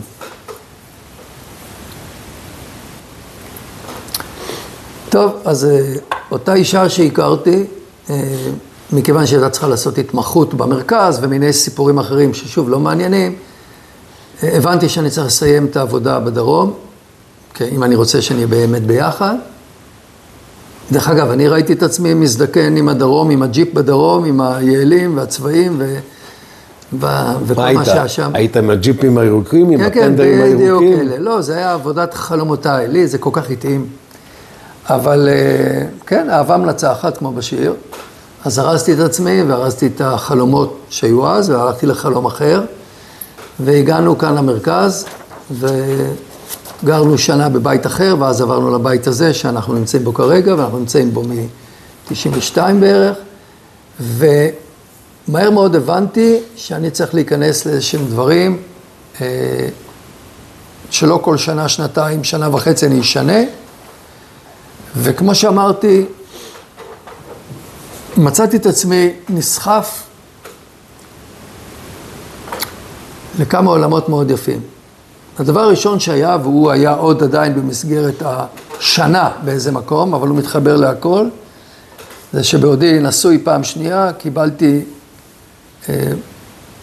זימון, בקשה לבוא עוד פעם ליחידה, אותה יחידה שפעם ראשונה הגעתי לה ב-79, ולבוא להיות מפלג הניוד שלה, כי אז ניסיתי לעשות מיזם מיוחד, והייתה שנה גם מאוד טובה מבחינתי, אולי קצת פחות טובה מבחינת האנשים שהיו כפיפים לי, כי הייתי קשוח מדי, לא ידעתי איפה צריך לדעת להתגמש, הייתי טיפש. זאת אומרת, אוקיי, יש לך רעיונות, יש לך דברים, ברור לך שהדברים צריכים לעשות, יש גם את השיטה ואת הדרך. כשאתה מתנפל על כולם בבת אחת, אז כולם יצרו סוג של חומה נגדך ובצדק. אז אחרי שנה שבה מצד אחד הבאתי דברים אני חושב טובים, ומצד שני הרגשתי שאני לא זורם עם הדרך או הרוח שנשבה שם, אשמתי. אז סיימתי שם, ואז אמרתי, רגע, יש בי כמה דברים שרכשתי במהלך השנים. לכתוב, מורתי היקרה, שלדעתי חוגגת עוד 197, יהודית, אם את רואה את זה, היקרה והאהובה, יהודית הורוביץ, היא טענה שאני כותב מאוד טוב, אני וכמה בנות שהיו בכיתה ביסודיות, אז לכתוב אני כנראה יודע. לנווט, למדתי לא רע בכל מיני מקומות שהייתי, ג'יפים אני אוהב, מסלולים בארץ אני מכיר לא רע, יאללה, כותבים ספרי טיולים. זאת אומרת, להפוך את התחביב למקצוע, ממש כזה. לפני זה, בגלל שהייתי מאוד בעולם האופנועים, הוצאתי ספר שנקרא, זה הספר הראשון שכתבתי, לפני זה לא כתבתי, יצא ב-91, ספר שנקרא לחיות עם אופנוע. והספר הזה מאוד הצליח. להפתעתי, כי אמרתי, כאופנוענים, זה ספר שהיה סוג של מדריך שימושי, בכל מיני דברים, יש לך אופנוע, בעיקר אופנוע שטח שאני בא מהזה, איך לטפל בו, איך לעשות, איך לדאוג, איך מחליפים פאנצ'ר, איך דואגים שהוא לא יוצא מאיזון, איך שרשר, כל מיני דברים, חשמל קצת וזה. והספר הצליח מאוד, ואז כשבא לי הרעיון של ספרי טיולים, ב-93, ועניינתי ברעיון הזה בסטימצקי, פניתי ישירות, אז מי שהייתה שם בסטימצקי, יונה האגדתית, כבר לא שם, אמרה לי, נשמע לי רעיון מדהים, אני הולכת איתך. כי אמרתי לה, תקשיבי, אני one man show. אני לבד עושה את כל הפרויקט ומביא לכם את הספרים. את לא דואגת לכלום. וזה מה שעשיתי. כל הספרים שלי, 8 ספרי טיולים יצאו, הספרים יצאו, אני הגיתי את הרעיון, נסעתי בהתחלה על האופנוע, לספרים הראשונים, הכל עשיתי על אופנוע, מסלולים על אופנוע, אחר כך כבר עם ג'יפ שהיה לי, או דברים אחרים, ובניתי את המסלולים, צילמתי את המסלולים, כתבתי את המסלולים, הקלטתי, כתבתי, שקלטתי, מצאתי בדפוס שיעשה, מצאתי עורכים, והבאתי להם ספר מוגמר. ככה היו 8 ספרים שקשורים בעולם הטיילות, ועוד ספר אחד שקשור באופנוענות, ועוד ספר אחד שקשור בחילוצים. תוך כדי זה גם החלטתי שנעשה ספר למי שמטייל בשטח, שידע איך לחלץ את עצמו. ספר, ואחר כך מהדורה משודרגת שלו. וזה עבד עד שנת 2007, מ-91, הספר הראשון, עד 2007. ובאמצע גם הוצאתי ספר ילדים אחד בשביל הנשמה, כי הייתי מספר סיפורים לילדים לפני השינה, ילדים שנולדו לי. מאשתי השנייה, רועי המדהים, בחורי ואורן הצעיר, והייתי מספר סיפורים לפני השינה, ומאוד מאוד אהבו את זה, מאוד. זה סיפורים שהמצאת? המצאתי, כן, כן, סיפורים שהמצאתי, ומאוד אהבו, ואז הגננת, המורה, לא זוכר, שמעה פעם גם סיפור, ואמרה, למה אתה לא כותב את זה? ואתה רואה, לפעמים אומרים לך איזה משהו שאתה לא... ויצא מזה ספר, שאני חושב שגם אהבו אותו. הרפתקאות סבא מילו והאבן הירוקה, נקרא שמו, ספר ילדים. וזהו. כאן בבית החיים היו מאוד מאוד מיוחדים בבית הספציפי. תפרט. הרבה בזכות אשתי. אשתי הגיעה לנישואים כשהיא גרושה עם 2 בנות. וכאן זו חוכמה מאוד גדולה לדעת שירן המדהימה ולירון, אחותה הצעירה, מדהימה לא פחות. וזה חוכמה גדולה לדעת לעשות את התמהיל הזה עם שתי בנות מנישואים ראשונים, ושני בנים מנישואים הנוכחיים, והאבא של הבנות הביולוגי שהוא איש יוצא דופן ומקסים, שהוא מאוד פעיל. בקיצור צריך לדעת לעשות את כל הדברים האלה, והיה כאן, כן, היה כאן בית עם הרבה אתגרים בקטע הזה, ואני חושב שצלחנו את כולם. יצאנו הרבה לטיולים, כי אני אוהב טייל, לא רק כותב ספרי טיולים, אלא אוהב טייל, היה כיף גדול. והדברים האלה נראו לי, אם היית שואל אותי בשנת 2007, מה אתה עושה כשתהיה גדול? הייתי אומר, אני אשאר באותו תחום, שזה אומר, יכתוב ספרי טיולים, ילמד אנשים לנהוג על ג'יפים, פה ושם ישפר את המיומנות שלהם בכביש, כי זה מה שעשיתי, וזה התאים לי, ואת זה אהבתי, והייתי, אני חושב, גם טוב בזה. מדי פעם ספרי ילדים, אולי שירה כן, ספרי ילדים, כן, כן. ואז הגיעה שנת 2007. כן, אז כמו שאמרתי, השנה היא 2007, ופונים אליי חברים משכונת נווה מגן.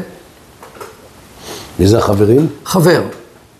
היום אנחנו קצת פחות, אז היינו חברים מאוד טובים, עודד בקמן, הוא זה שפנה אליי, ואומר לי, היינו חברים מאוד טובים פעם, ואומר לי, התחלנו לכתוב ספר על קורותיה של החטיבה שלי זה שלו, 188, ונתקענו, מי שלא משנה כאן, לא צריך להזכיר שמות, וזה לא צולח, וזה לא עובד, וזה לא זה, ואנחנו תקועים, וזה, ופה ושם, ועלה לי רעיון שאתה תוכל לקחת את החומרים שכבר הצטברו, ולהמשיך במרחב, ולכתוב ספר, כי אתה תוכל לעשות את זה. באתי אליהם. רק נגיד שאתה איש 7 במקור. כן, טוב, 7, כן, זה נכון. זה נכון. התחרות הגדולה. כן, אני לא, כן.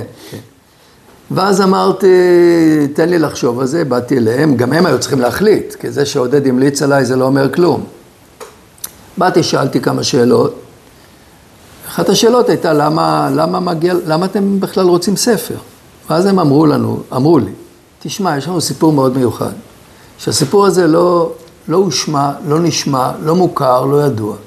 ואנחנו באמת חושבים שהגיע הזמן שהסיפור הזה יונגש לתודעה הציבורית. לפני שאתה נכנס לסיפור, ספר לי קצת את הרקע, בכמה מילים על הרקע, למה הם התכוונו סיפור מיוחד? כן, אז אוקיי, אני יכול כבר עכשיו באמת לספר, כשפרצה מלחמת יום הכיפורים, צריך להבין את מקומה של 188 בגייסות שריון ובכלל. בואו נתחיל בגייסות שריון.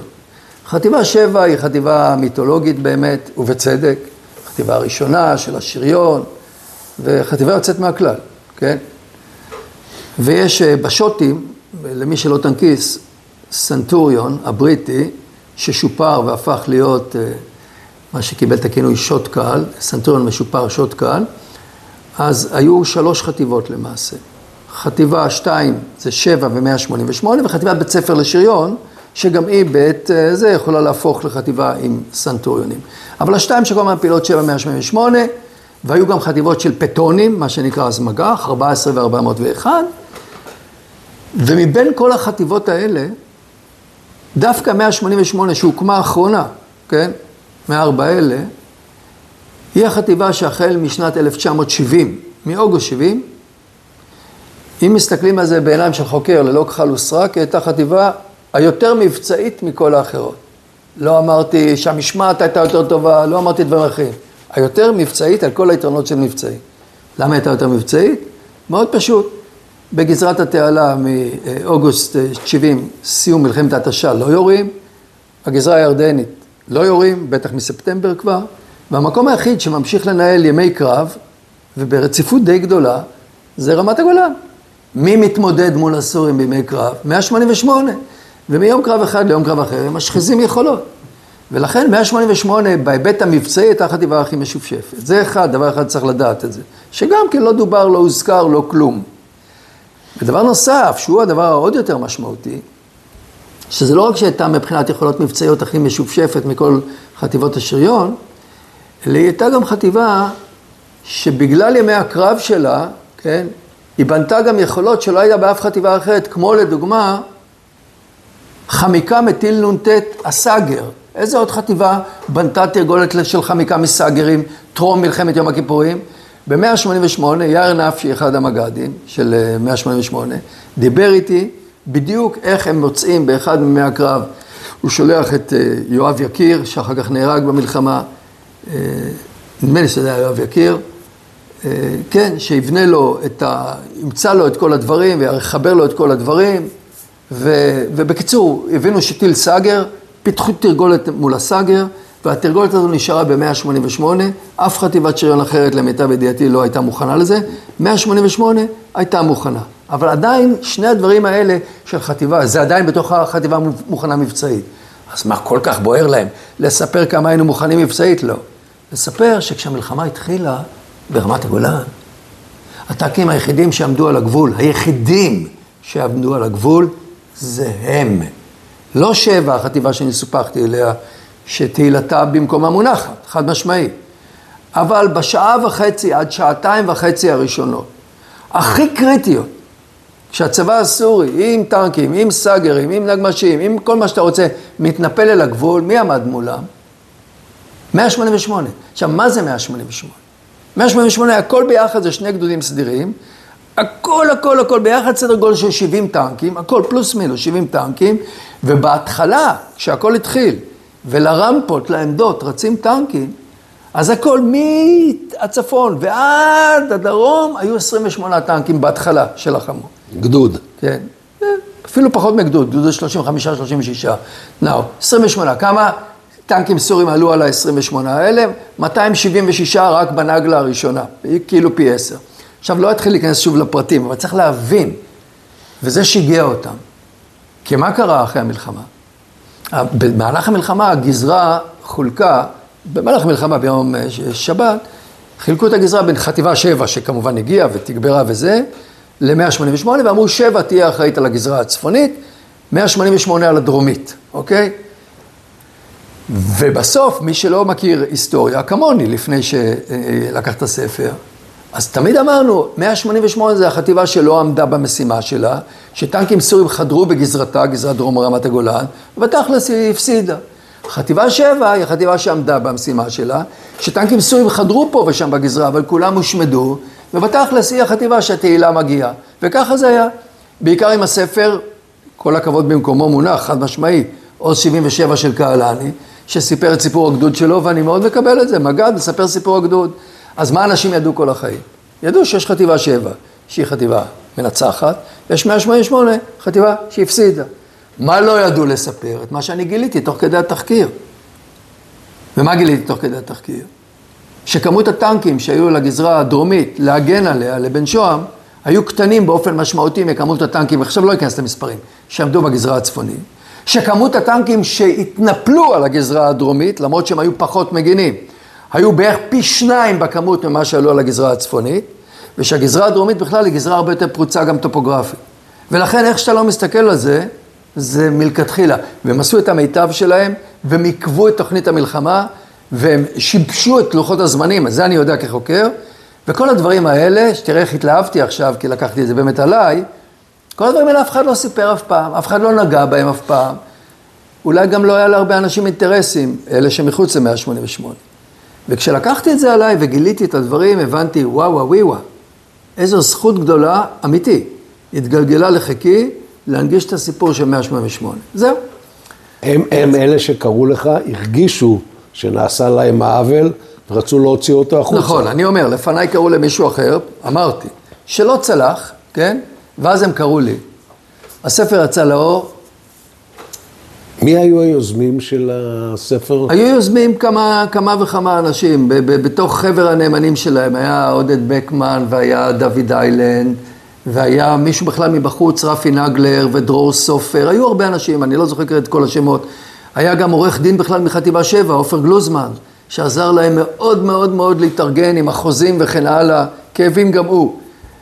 וזהו, וחבר הנאמנים הזה פנה ועשיתי, ויצא הספר.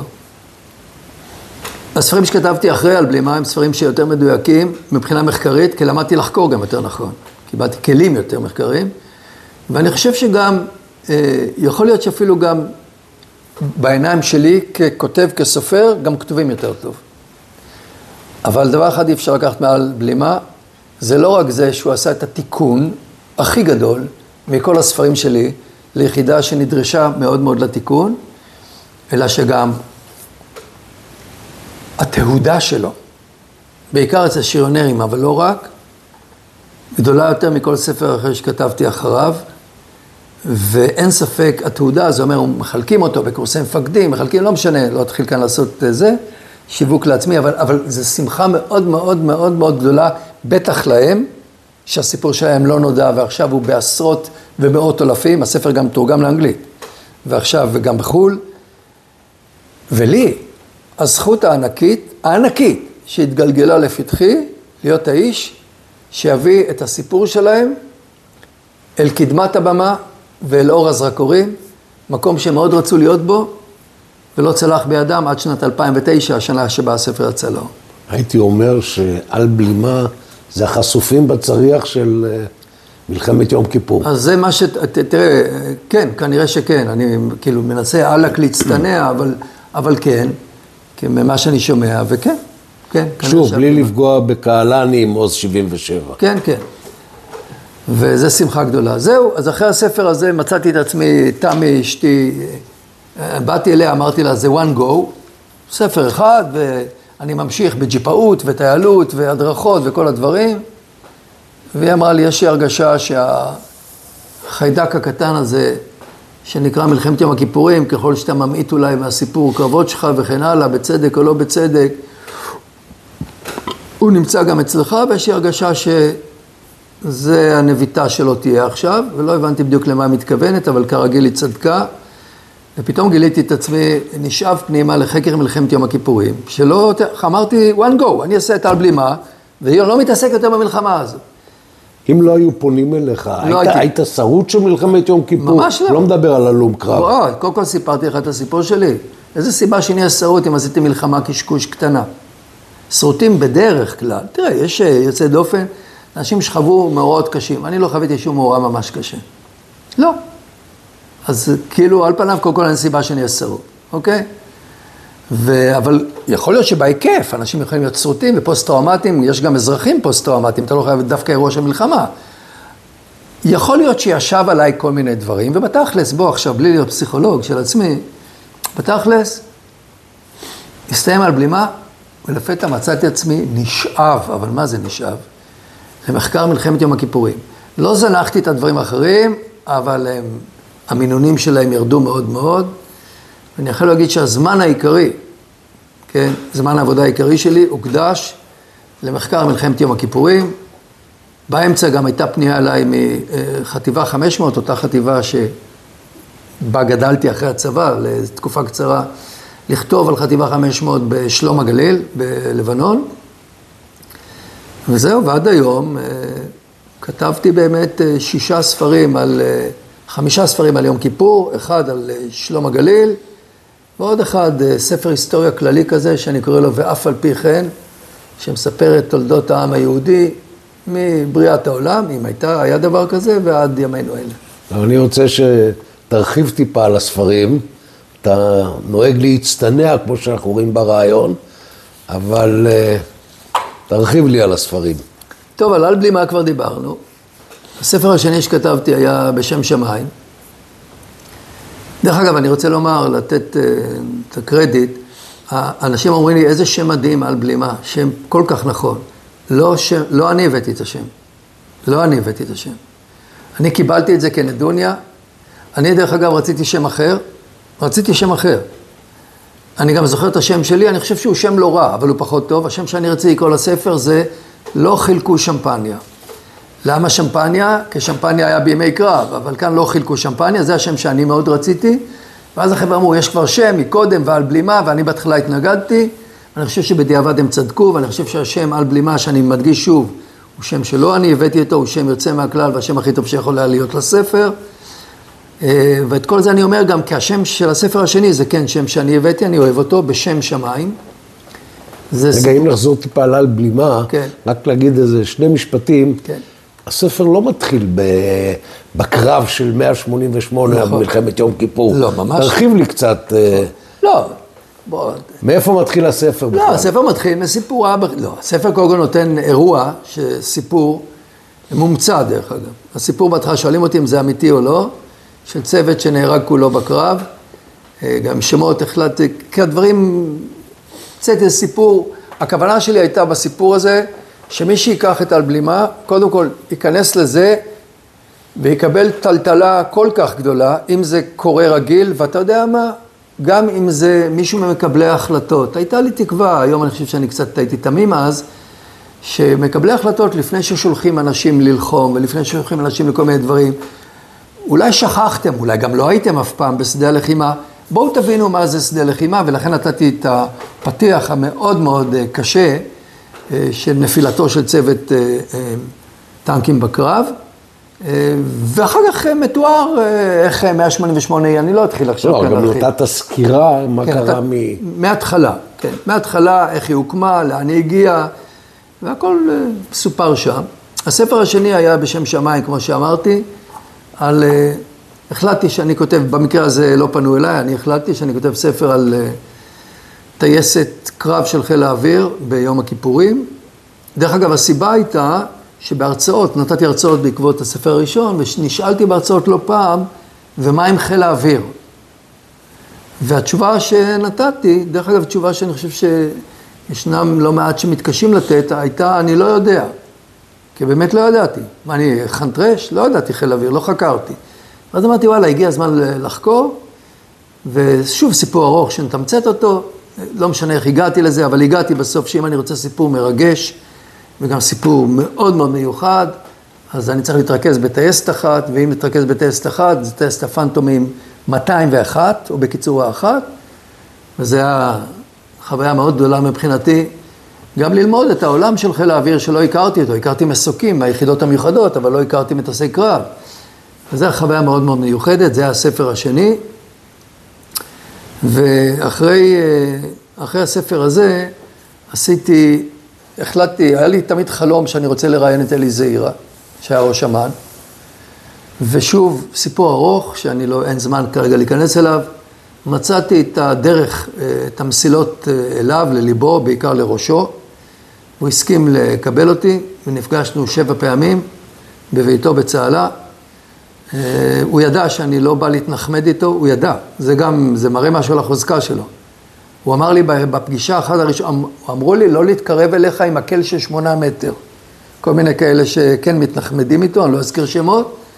אמרו לו, אבל אמרתי, אז למה אתה בכל אופן מוכן? ואז הוא אמר מיני, לא משנה, מילים טובות, שלא יחזור אליהם, שהוא החליט בגינם כן שאני ראוי. ובתכלס ישבנו ויצא חוברת שנקראת משק כנפי הטעות. החוברת הזו יצאה בהוצאת המרכז למורשת מודיעין, והיא לא הייתה מיועדת לקהל הרחב. הייתה מיועדת בעיקר לשוחרי ההיסטוריה, בעיקר אנשי אמ"ן, אגף המודיעין, ולכן חולקה דרך המל"ם ובכל מיני דרכים וזה וזה וזה. וכן, אפשר לומר שהיא עשתה לא מעט עדים, גם החוברת הזו, היה לה גם חוברת המשך. ואז אחרי שזה יצא, זאת אומרת אנחנו כבר ב3 ספרים על מלחמת יום הכיפורים, אז פנו אליי חטיבה 500, וכתבתי את הספר אנחנו על השחור. אני זוכר את עמי אבן, אחד מהמג"דים של החטיבה הזו, יושב כאן איתי. רגע, על איזה מלחמה היא מדברת? חטיבה 500 בשלום הגליל, לבנון הראשונה. 1982. 82, כן, כן. 6 ביוני 1982, והתפרץ, והוא פונה, ואז אני אומר לו, עמי, אני חושב שאני לא אכתוב. הוא נתן לי זה, להבין, קצת זה, חומרים, והוא אומר, למה? אני אומר, אל תיפגע, אבל אין כאן את החומרים של יום כיפורים. ואז הוא אמר לי, וגם תמי, שאני מזכיר אותה בפעם השלישית, אבל מגיע לה, הם שניהם אמרו, כל אחד בשפה שלו, אמרו, אבירם, מלחמה היא מלחמה היא מלחמה. בסוף, החייל שחווה את הלחימה, החירניק או השריונר או מי שלא יהיה, זה אותה מלחמה מבחינתו. תחשוב על זה, ואתה הרי מתמקד, אתה גם הולך למעלה, אבל אתה מתמקד במה עובר אליהם בזה. ושוכנעתי, ויצא ספר. אני מאוד שמח שעשית את הספר הזה. אנחנו לשחור, חטיבה 500 בשלום הגליל. מה הכוונה השחור? כביש. כביש. על איזה כביש מדובר? הכביש שהולך מביירות לכיוון דמשק. ביירות דמשק, כן, כביש ביירות דמשק, לשם דורון רובין היה צריך להגיע, וברגע שהוא הגיע, זו הייתה המשימה שלו. היו משימות משנה, וברגע שהוא הגיע לשם, הוא דיווח בקשר, אנחנו על השחור, אהבתי את זה, ואמרתי, זה יהיה גם שם הספר, כי הם עמדו במשימה. הספר אחריו נקרא מעשה שלא היה, זה הספר היחיד עד היום לפחות, שכתבתי מתוך כעס. כעס, פיור כעס.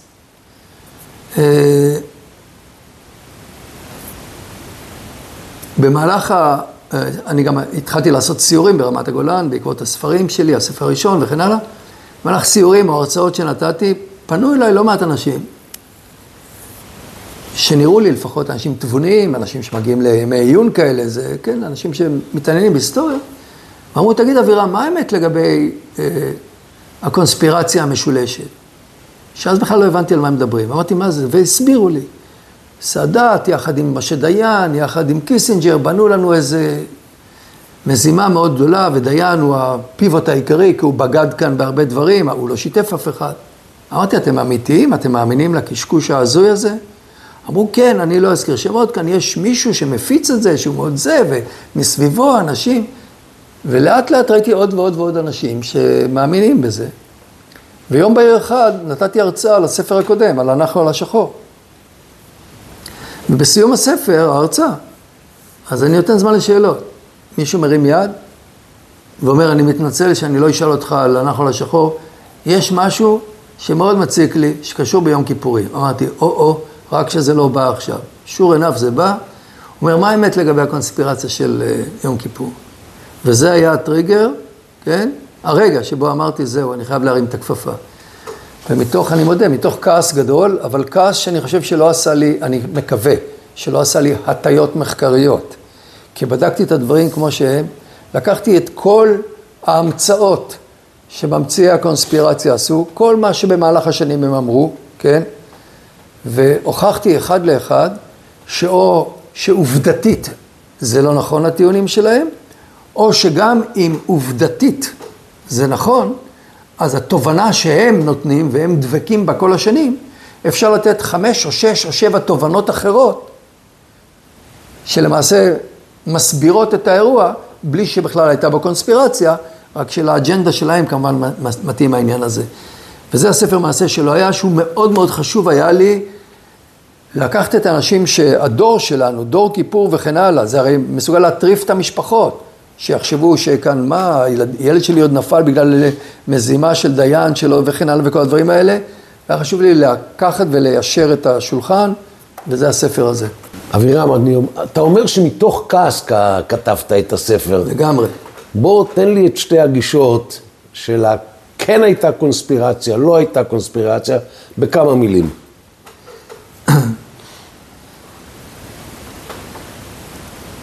תראה, ממציאי התיאוריה הזויה הזאת, זימה, טוענים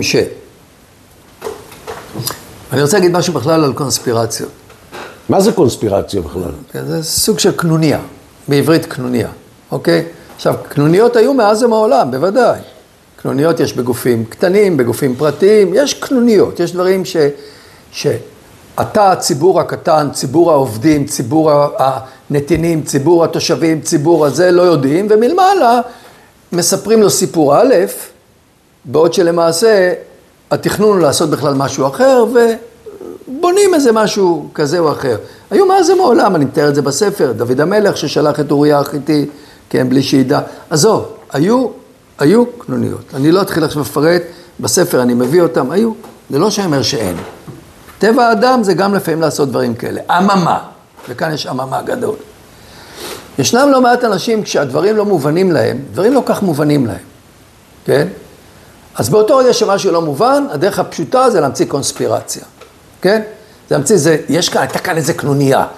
לא יכול להיות שהנוח'בות, כן, פרצו לזה, אלא אם הקפלניסטים ועוד אחרים פתחו להם את השערים. אוקיי, קונספירציה, מאוד קל להגיד את זה.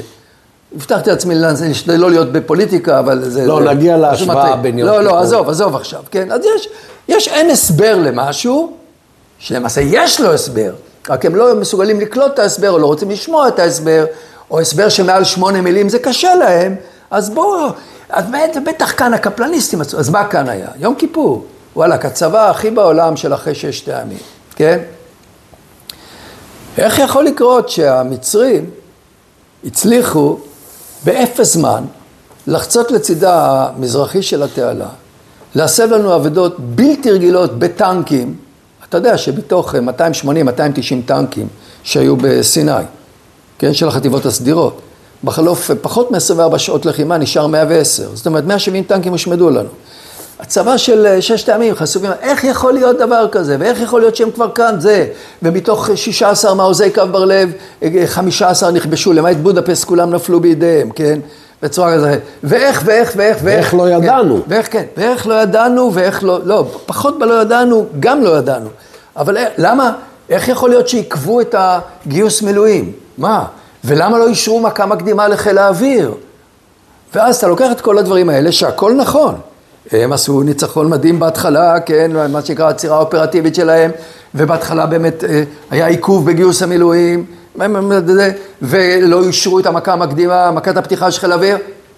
אז כל הנתונים האלה זה כאילו לידיים, משחק לידיים של אנשים, וואלה, הייתה כאן מזימה, הייתה כאן קנוניה, כן?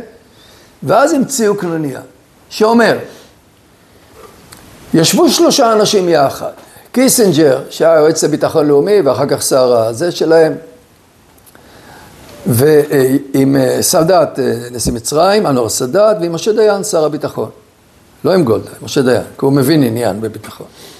ואמרו דבר כזה, אנחנו רוצים לעשות דבר שבסופו כל 3 המדינות ירוויחו. עכשיו תראה גם, זה גם קטע בעייתי בקונספירציה, כי יש כאן היגיון, גם כאן יש היגיון. חד משמעי, אני לא אומר שאין. מה אמרו? אמרו, המצרים לעולם לא יסכימו ללכת להסכם שלום עם ישראל, כי ישראל רוצה הסכם שלום, רוצה גמר לחימות וכן הלאה, לא ילכו להסכם שלום לפני שיחזירו את הכבוד. בלי כבוד אין דבר כזה, לא קיים. איך סאדאת אמר, מה שנלקח בכוח יוחזר רק בכוח, 1,000,000 חיילים, צריך להחזיר, איך מחזירים כבוד? ניצחון, אפילו ניצחון קטן. אבל אי אפשר לנצח את צבא הגנה לישראל, אי אפשר. איך ינצחו ניצחון קטן צבא הגנה לישראל? אז משה דיין נכנס כאן לסיפור. מה יעשה משה דיין? הוא ידאג לכך שהוא יעכב את גיוס המילואים, הוא ידאג לכך שחיל האוויר לא יקבל אישור למכה מקדימה, ובהיעדר חיל האוויר שייתן מכה מקדימה למטוסים או לסולות הטילים, לא משנה למצרי, ובהיעדר מילואים שיבואו ויגברו את ההגנה בקו הראשון, אז מול מתי מעט הכוחות הסדירים ומתי מעט הטנקים שרובם נמצאו בכלל מאחור, בקווים אחורים, מדבר על סיני כרגע, המצרים יצלחו בסירות ולא משנה איך, יעצרו קו, יכבשו כמה שאפשר מעוזי קו בר לב, ישימו דגלים, אחר כך יגיע המילואים הישראלים, יגרמו אחרי שהמצרים כבר יהיה להם טייסים שבויים ודגלים על המעוזים, והחזירו את הכבוד, השד הישראלי, הנה תראו הנחול הזה, אחרי כל זה, אז הישראלים ידחפו אותם חזרה, ואז יבואו האמריקאים, ויפשרו בין הצדדים, וכולם ירוויחו. המצרים החזירו את הכבוד, החזירו. ישראל הזיזו את המצרים מחזרה לשטחם שלהם, אין כבר אף מצרי בשטח שלנו, בגדול, פלוס מינוס. והאמריקאים, שהם עשו את כל השירקה הזאת, הם יגרמו לכך שהסובייטים ידחקו חלקית או מוחלט מכאן, וכולם הרוויחו. שכנעת. שכנעתי, אתה מבין? עכשיו, בתכלס, מה שאם דיין, מה שהוא כמובן לא עשה, כן? תראה, יש איזו מילה אחת למה שאמרתי כאן. אולי אני נשמע קצת קיצוני. אם היה קורא דיין במקרה כזה, הוא בוגד. הוא לא מעדכן אף אחד, הוא לא אומר לגולדה, הוא לא אומר לאחרים, והוא בכוח סמכותו כשר ביטחון מצליח לשכנע את גולדה שלא הייתה בעניינים, לעכב את זה ולעכב את זה ולעכב. עכשיו עוד פעם, למה לפעמים קשה עם הדברים? כי זה נכון, לא אישרו מכה מקדימה של חיל האוויר. זה נכון, היה עיכוב בגיוס המילואים. אבל יש לזה סיבות אחרות. העיכוב בגיוס מילואים למשל, בוא נתחיל עם זה רק בקטנה. דדו, הוא לא בקונספירציה. דדו לא דרש גיוס מילואים. זה הם שכחו להגיד. ביום שישי, 5 ישיבות, דדו לא דרש גיוס מילואים. אף פעם. מי ששאל אותו לגבי גיוס מילואים את דדו בישיבת ממשלה, זה אחד השרים, גלילי, לא משנה, וגם גולדה. לא דרש. אף אחד לא דרש ביום שישי גיוס מילואים. נתחיל בזה. למה? כי תמיד דדו טען ואחרים, הסדיר יבלום. הסדיר לבד ידע לבלום. וברמת הגולן יש לנו את הסדיר, תזכור, גם חטיבה 7 כבר עלתה ביום שישי. רבק, מה? זה 170 טנקים. דדו פעם אמר, אם יהיו 100 טנקים ברמת הגולן, זה חסר לסורים מה שיקרה להם. ציטוט שלו, לא משנה איך אני מתייחס לזה. אז מה אתה רוצה מדיין? בשבת, כן? כשעוד לא בדיוק ידעו, כשהמרגל אמר את דברו וכן הלאה, ועוד לא בדיוק ידעו איך ומה, דיין אישר, זה הם לא אומרים גם. אישר גיוס מילואים, אישר. אבל לא להתקפה, כל מה שאתה נדרש להגנה, כי לא רצינו להתאפס בתור זה, קבל. אבל דדו רצה את הכל גם להתקפה בשלב הזה, ולכן הביאו את זה לגולדה, ובערך 4 שעות אחרי שדנו, היה אישור לגיוס המילואים. זה עד כאן גיוס מילואים. נשים איזה זה. לגבי מכה מקדימה של חיל אוויר. קיסינג'ר אמר, חזר ואמר, חבר'ה, על מנת שאתם לא תתאפסו כתוקפנים, שכן במלחמת 6 הימים, הם נעו כל הדרך מתעלת סואץ, אסור היה להם בכלל להעביר כוחות אחרי 56, בהסכם של מבצע קדש. הם נעו, והם אמרו, הולכים להשמיד את ישראל. אז היה ברור שישראל צריכה לעשות מכה מקדימה, כי הם תוקפנים והם מאיימים בהשמדתה. כרגע כשעומד צבא מול צבא, ועושים הונאה והטעיה, ואף אחד מהמצרים לא אומר שהם הולכים למלחמה, אלא משחקים אותו שזה תרגיל, תחריר 41, תרגיל, לא משנה. אז מה פתאום שמנו עליהם פתאום מכה מקדימה, כשלמעשה, הלו, התנפלנו. ולכן קיסינג'ר אמר, חבר'ה, אני ממליץ שאם אפשר, לא תלכו למכה מקדימה, כי אין לכם כאן את התירוץ כביכול למכה מקדימה, ואחר כך תנצחו אותם. כשזה יושב לכל ממשלת ישראל על הראש, העצה, אז לא ישרו את המכה מקדימה. זה הסברים, למה? אתה מבין? זהו. אז בקיצור, אתה רואה, אפילו עכשיו בשיחה, אני מניח שתיקון יותר רגוע, זה כל כך מרגיז הדברים האלה. זה כל כך מרגיז. זה מוציא אותי מהכלים, לא רק אותי. כי אתה יודע, מאוד קל להגיד, למה אתה עכשיו, סתם אני אומר, כן, הצופים לא רואים את זה. אז אני אומר, למה אפי מתתיהו יושב מולי ככה עם ידיים בסיכול? אני יכול לתת 10 סיבות. 1 מגרד לו כאן, ב' כואב לו הבטן, ג' נמאס לו ממני, ד' ייפול לו הסוודר, לא משנה, אפשר לתת לכל דבר שהוא. כל דבר אפשר לתת 10 פירושים.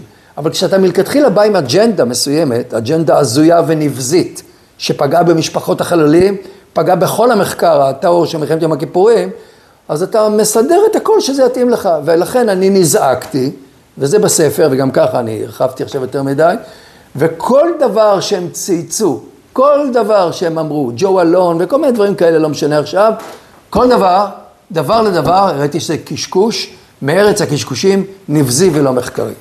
זהו. אוקיי, אבירם, בואו נעבור לספר הבא. כן, טוב, אפשר להירגע עם כך עכשיו. מניח שהצופה המאזין שם לב שזה עדיין יושב עליי, המעשה נבלה הזה שעשו. כן, אפשר ברגוע לדבר על הספר הבא. הספר הבא נקרא ואף על פי כן, זה לא המצאה שלי כמובן. והספר הזה, למה ואף על פי כן, למה נתתי לו את השם? כי ואף על פי כן נוע תנוע, ואף על פי כן הצלחנו כנגד כל הסיכויים להקים כאן מדינה, לא סתם מדינה, אלא נשים בצד את הצרות שחווים, אבל ניקח אותה בפני עצמה, משגשגת ופורחת וחקלאות ותעשייה ומקום לנו, מכל הפוגרומים וכל מה שחווינו והכל. והחלטתי שאני כותב ספר שבנוי כמעט כולו על מקורות משניים, בשביל מי שלא מבין את זה, מקור משני זה אומר שלא אני חקרתי, אלא הגעתי לחוקרים, ולקחתי מכל מיני חוקרים שכל אחד עשה, על כמעט כל פרק בספר שלי יש הרבה ספרים שנכתבו, והחלטתי שזה יהיה סוג של, אם תרצה, ספר היסטוריה מתומצת, שיאפשר למי שעיתותיו לא בידיו, ואו לא רק עיתותיו, אלא גם העניין שלו זה לא לקרוא ספר של 500 עמודים על נושא מסוים, שיקבל מין תמצות כזה, היום הצעירים קוראים לזה טיק טוק כזה, משהו בזה, שיספר להם מה קרה כאן, מבריאת העולם, כן? מה קרה? קיצורו של עניין, ואף על פי כן הוא היסטוריה מתומצתת של תולדות העם היהודי, בדגש, כמו שכתבתי שם בכותרת המשנה, על תולדות הסכסוך הישראלי-פלסטיני. מה לעשות שמהרגע שהגענו הנה, במסות גדולות, החל מהעלייה הראשונה, סוף המאה ה-19, ועד ימינו אלה, מה שמאוד מאוד נוכח כאן, זה סכסוך בינינו לבין פלסטינים, וזהו, הספר בא למעשה להביא עובדות בעיקר, כי אני גיליתי בין חבריי מכל הזרמים, מימין, משמאל, מהמרכז, יכול להיות שגם אני לקיתי בזה, ומכאן גם צמחה חלק מהסקרנות שלי, שאנחנו באים עם דעות, אתה מכיר את זה שאומרים, מה אתה רוצה ממני? זה בסך הכל הדעה שלי. אבל הדעה שלך צריכה להיות בתפיסת העולם שלי, שברקע שלה יהיה גם ראיות ועובדות ותמונת מציאות. משם אתה יכול אולי לבוא בתובנות ופרשניות שונות משלי. והחלטתי להנגיש את העובדות, אני חושב שכאן דייקתי מאוד בעובדות. אני מדבר, והראיתי את העובדות בספר. גם בהתחלה, גם לפני הסכסוך וגם אחר כך. אני חייב לומר שהספר הזה, 50 ומשהו פרקים הראשונים שלו, קיבלו מחיאות כפיים מאוד גדולות, אני עושה את זה בשחור לבן, מהמגזר הימני של חבריי, כי הראיתי, שוב אני עושה את זה בשחור לבן, שאם בכלל יש רעים וטובים בסיפור, אם בכלל עושים את זה רק ברע וטוב, אז אנחנו לא הרעים, זה הפלסטינים הרעים ואנחנו הטובים, והפרק האחרון, שפרק התובנות שלי קיבל מחיאות כפיים דווקא מהצד השמאלי, יותר של המפה, והימני לא הבינו איך אחרי שאתה מביא 50 פרקים כאלה, אתה אומר שהפתרון הוא שתי מדינות לשני עמים, וצריך לעשות ולא משנה במיני דברים שהיו שם. אני מספר את זה כי קודם כל ביקשת שאני טיפה אפרט מה בכל אחד מהספרים, אני מספר את זה גם כי אני באופן אישי, כשכתבתי את פרק הסיום שלי, את פרק התובנות, שאני לא שוכח את אף אחד מהראיות והמציאות שהייתה מציאות מאוד מאוד קשה, שיש כאן בסכסוך הישראלי-פלסטיני, שאלתי את עצמי לא פעם, לא פעמיים וגם לא 3. אם מה שאני מביא שם בפרק האחרון, הוא לא למעשה בעיקר משאלות לב שלי, כיסופים שלי, תקוות שלי, ודבר שהוא לא ישים, והוא לא אפשרי, בפרגמטיזם הסביבתי השכונתי. ואמרתי, לא, אפשר כן, זאת אומרת, אמרתי, לא, זה כן אפשרי, זה הכוונה. כי גם שכנינו בסוף מבינים שאי אפשר הכל, אנחנו כמו לא ילדים שרוצים הכל, בסדר, אני רוצה את כל קופסת הקרמבו, אבל יש לך עוד אח, תתחלקו וכן הלאה. ובסוף גם הם יבינו את זה. וכאן אני מתחבר לאירוע האחרון של 7 באוקטובר 2023, ואני מדבר רק עליי. אני לא בא כאן, לא נביא ולא מוכיח בשער, ולא טוען שהאמת שלי היא האמת הנכונה, ובכלל, כי זה לא אמת מחקרית כרגע, זה תובנה. בעקבות האירוע של 2023, שלהזכירך לא קרה ביהודה ושומרון, אלא קרה ביישובים שרובם ככולם, עטפו בחיבוק של אהבה ורוך, ותמיכה וחמלה את הפלסטינים לליבם, נתנו להם עבודה בשדות שלהם, נתנו לכם עבודה במטעים, הסיעו אותם לבתי חולים וכן הלאה, עשו את כל הדברים שרק אפשר מתוך אהבה, מתוך אחוות עמים, מתוך הושטת יד לזולת, מתוך כל הדברים הטובים, והאירוע התנפץ עליהם כשבצד השני יודעים מי זה האנשים האלה,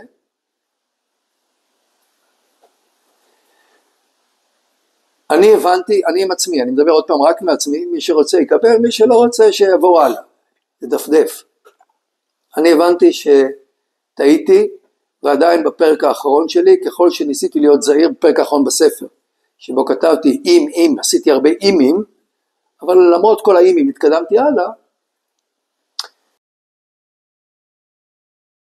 שלי שנשב איש תחת גפנו ותחת עינתו, וחיטטו חרבותם לעתים וחניתותיהם למזמרות, ולא יישא גוי אל גוי חרב ולא תקרנה עוד מלחמות, שזה לא יעבוד לנו. ולכן צריכים להיות כאן חזקים מאוד,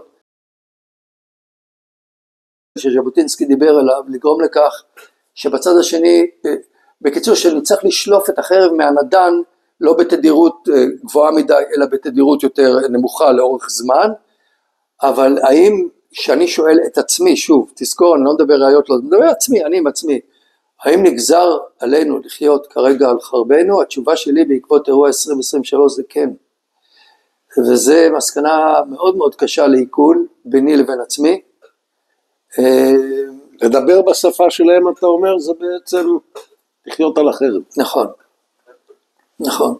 אני חושב שעד היום אנחנו לא באמת הפנמנו, ו-2023 מראה את זה, אנחנו לא מסוגלים לא לדמיין, לא לתכנן, ובטח לא לבצע, בעצימות כזו בוודאי, כי מישהו מיד יקפוץ ויגיד כן, אבל שני נערי גבעות עשו דבר דומה במקום זה וזה. לא, אני מדבר כעניין של תכנון, כעניין של מסות, וכל, לא להתחיל לחזור על כל הדברים הנוראים שקרה שם בפסטיבל נובה ובמקומות אחרים, המוח היהודי לא מסוגל לתכנן דברים כאלה, לא לדמיין ולא לבצע, וכל עוד אנחנו לא נבין את הדברים האלה, לא נבין, שזה חלק אצלהם, לא אצל כולם, אבל אצל הרוב הגדול, מהמנטליות, מהערכים, מהתרבות, האידיאולוגיה הרצחנית הזאת, ובכלל צריך להבין שכאן, גם לפי האסלאם למיטב זיכרוני, יש כאן את העניין של אדם, אדם זה גבר, נשים הרי לא נחשבות אצלם, אדם, כבודו, אדמתו. עד שלא הבינו את החיבור המשולש הזה בין אדם, כבודו, אדמתו, ולא הבינו שכאן במדינה הזאת, כן? לקחנו להם, לא משנה, מבחינתם, זו מי צודק למה התחילה מלחמת השחרור. לקחנו להם את האדמות בשנת 48, ברמלה, בלוד ובעוד כל מיני מקומות שכל חלק גדול מהצופים כרגע גרים בהם, כן? לקחנו להם את האדמות. כל עוד האדמות האלה לא יחזרו. צריך לפתוח, זה לא, תפתח את האמנה הפלסטינית, האמנה שנכתבה ב-64, לפני 67. אז יקפצו כמה חכמים ויגידו כן, אבל הם שינו את האמנה. מה פתאום שינו את האמנה? בשביל לשנות את האמנה הם צריכים רוב, לא עליהם את הרוב, וגם אחר כך בכתובים הם מעולם לא שינו את האמנה. בעל פה אמרו, בכתובים אין אמנה אחרת, ובאמנה כתוב, אין קיום לעם הציוני, ויש רק מדינה אחת, בגבולות האלה, מהים עד הנהר, וכשהבן שלי הצעיר נלחם ברצועת עזה באירוע האחרון, אמר לי, אבא, ראינו על הקירות של הבתים, מפות של פלסטין, אז אני ידעתי מה הולך להגיד, אבל שתקתי, וזה מהים עד הנהר, אמרתי לו, ברוך הבא למציאות, וזה מציאות שאני ידעתי, זה לא שאני לא ידעתי את הדברים האלה, אבל האמנתי שפרגמטיזם, אתה מכיר את הדברים האלה, חברה פלורליסטית, איפה יש אצל הערבים חברה פלורליסטית, איפה בכלל בין 22 המדינות הערביות ורשות פלסטינית אחת, איפה יש דמוקרטיה, ואיפה שאין דמוקרטיה, כן, איפה שאין ואין, אז אין מקום לדעות אחרות, בטוח שבין הערבים יש אנשים שהיו רוצים דברים אחרים וכן הלאה, אבל הם מפחדים, כי החזק הוא הנותן, ועדיף לו להתלריב איתו, והאידיאולוגיה שמובילה זה האידיאולוגיה הרצחנית של אדם כבודו אדמתו, אם באופן ישיר ואם באופן זה, ולכן זה נורא והיום מבחינתי, היה להבין את מה שאמרתי לפני כמה משפטים, כי אני הייתי רוצה מאוד שהבן הצעיר שלי וגם הנכדים, כמו שאבא שלי אמר, אתה יודע מה אבא שלי אמר, אולי גם האבא שלך, אחרי 67, אני לא ממציא, אחרי 67 אבא שלי אמר לי, בן שלי, אני רוצה להאמין שאתם לא תצטרכו ללחום יותר. אתה מחייך, אתה כנראה מכיר דברים דומים. אבא, גם אתה כנראה לא הבנת כמה דברים. וגם אני, בתור מי שחוקר ומחזיק מעצמו סוג של היסטוריון, למרות שאין לי שום תעודת בגרות, הרי אין לי, ולא עשיתי שום דבר אחר, אבל לימדתי את עצמי באופן פרטי מיני דברים, אז זה קטע מאוד מאוד קשה, ומה עושים עם זה? לקוות עדיין אפשר, אני עדיין בתקווה, שלמרות הכל, אני רק אגיד כאן משפט סיום לפחות לקטע הזה, לקברניטים ולמעריכים, מעריכי מודיעין וקברניטים, אסור לשגות באשליות, מותר להם שיהיה להם בצד חזון, חלומות ומשאלות, כן, אבל מה שמוביל אותם, מוביל את ההחלטות שלהם, צריך להיות תמיד קריאת תמונת המציאות, היא ושום דבר אחר לא, ותמונת המציאות מול הערבים, מקיפים אותנו, היא מאוד מאוד בעייתית, וזה מה שאנחנו מוביל אותם בכל החלטה. אני, מכיוון שאני לא קברניט וגם לא מעריך, אז מותר לי עדיין, למרות כל מה שאמרתי לפני רגע, להטף או להתלטף קצת עם החלומות ועם התקוות, ולקוות שלמרות הכל אני עדיין, אולי יהיה דברים יותר טובים. אבירם, היה עוד ספר אחד שכתבת, נדמה לי זה הספר האחרון. נכון, ואתה זוכר איך קראו לו? אני אזכיר לך. הספר האחרון, שמו הוא, נזכיר לצופה, הוא יצא בשנת 22, והשם שלו הוא פתאום הייתה מלחמה. נכון. שנת 22, נכון. שנה לפני מה שעברנו באוקטובר. פתאום הייתה מלחמה. דבר איתי על זה. אז זהו, הספר פתאום, כן, זה כל כך לא מצחיק. איך אני אומר, אני כל הזמן אדלק טיפה קדימה, כשאנשים שקראו את הספר, פתאום את המלחמה, ופרץ לנו האירוע של חרבות ברזל, שאני קורא לזה מלחמת שמחת תורה, יש מלחמת יום הכיפורים, יש מלחמת שמחת תורה, שיהיה מעניין. אז שמלחמת שמחת תורה פרצה, אז שלחו לי לא מעט אנשים את הצילום של הכריכה הקדמית של הספר. אמרו לי, איך אתה מסביר את זה, אבירם? פתאום שוב הייתה מלחמה? אז אני אומר כך, שקודם כל על הספר ההוא פתאום הייתה מלחמה, אני ניסיתי לנתח ולהנגיש, בצורה שתהיה לא רק לקהל של מומחים, אלא לקהל הרחב, את התובנות שלי, 11 תשובות, יש בספר לשאלה למה הופתענו, כפי שהופתענו. 11 תשובות, לא ניגע בהם כרגע. הספר דרך אגב הוא כולו 180 או 200 עמודים, היה צריך להיות 600 עמוד, אם היית כן, אני הוצאתי, אפשר לראות, יותר משני שיש חומר יצא החוצה, כי הבנתי עם אחרים, בעזרה של אחרים, חשבנו יחד, למי הספר מיועד, זה השאלה. אם הספר מיועד רק ל-500 איש, שהם בעניין לגמרי, כן, נוציא את ה-600 עמודים, אבל אם אתה רוצה שכמה שיותר אנשים יוכלו לקלוט אותו, לקרוא אותו, להתחבר אליו, אז בוא תקצר. זה מה שעשיתי, וזה הספר שניסה לתת תשובה, למה הופתענו כפי שהופתענו, לא פרסו את הכוחות כמו שצריך, לא קיבלנו את הפקודות, אני מדבר עכשיו על 73, למי שאיבד אותי, ולא נאמרו הדברים כמו שצריך, והאמת, שהייתה לי תקווה, שלא נופתע באופן כזה פעם נוספת. אולי הפתעה קטנה, מה שנקרא הפתעה טקטית פה ושם, שולחים כוח להיכנס לאיזה מקום מסוים, אומרים לו שהכניסה מהדלת מצד מזרח, ומסתבר שמזרח נעול וזה במערב, זה גם לא כיף, אל תתבלבל. אבל הפתעה אסטרטגית, שתתנפץ בסדר גודל כזה, האמת, זה לא רק שקיוויתי כל הזמן, לא דמיינתי שתיפול. עכשיו כל החכמים, לא במרכאות, חכמים באמת, שיגידו, אבירם, כל מה שצריך זה ללמוד היסטוריה, הפתעות תמיד היו ותקרנה וידקלמו לך את כל ההפתעות של 100 שנים האחרונות, ובצדק. עדיין, אנחנו מדברים על מדינת ישראל, שהופתעה כפי שהופתעה ב-73, וכל כך הרבה דברים נכתבו, לא רק אני, אבל אני יכול להגיד, אם אני במני, קראנו איתי, שזה לא רק הספר, יצא לי עם פלונים ואלמונים, בצמרת הצבאית לשבת, ולתת את התובנות שלי, ולהוציא ניירות שנקראות 10 הדיברות או 10 הלקחים הנדרשים במלחמת יום הכיפורים. הוצאתי מסמכים כאלה, וכמוני, אני כבר מדבר ממני, בוודאי שהרבה אנשים אחרים עשו את זה, וישבו מולך אנשים הכי רציניים שיש.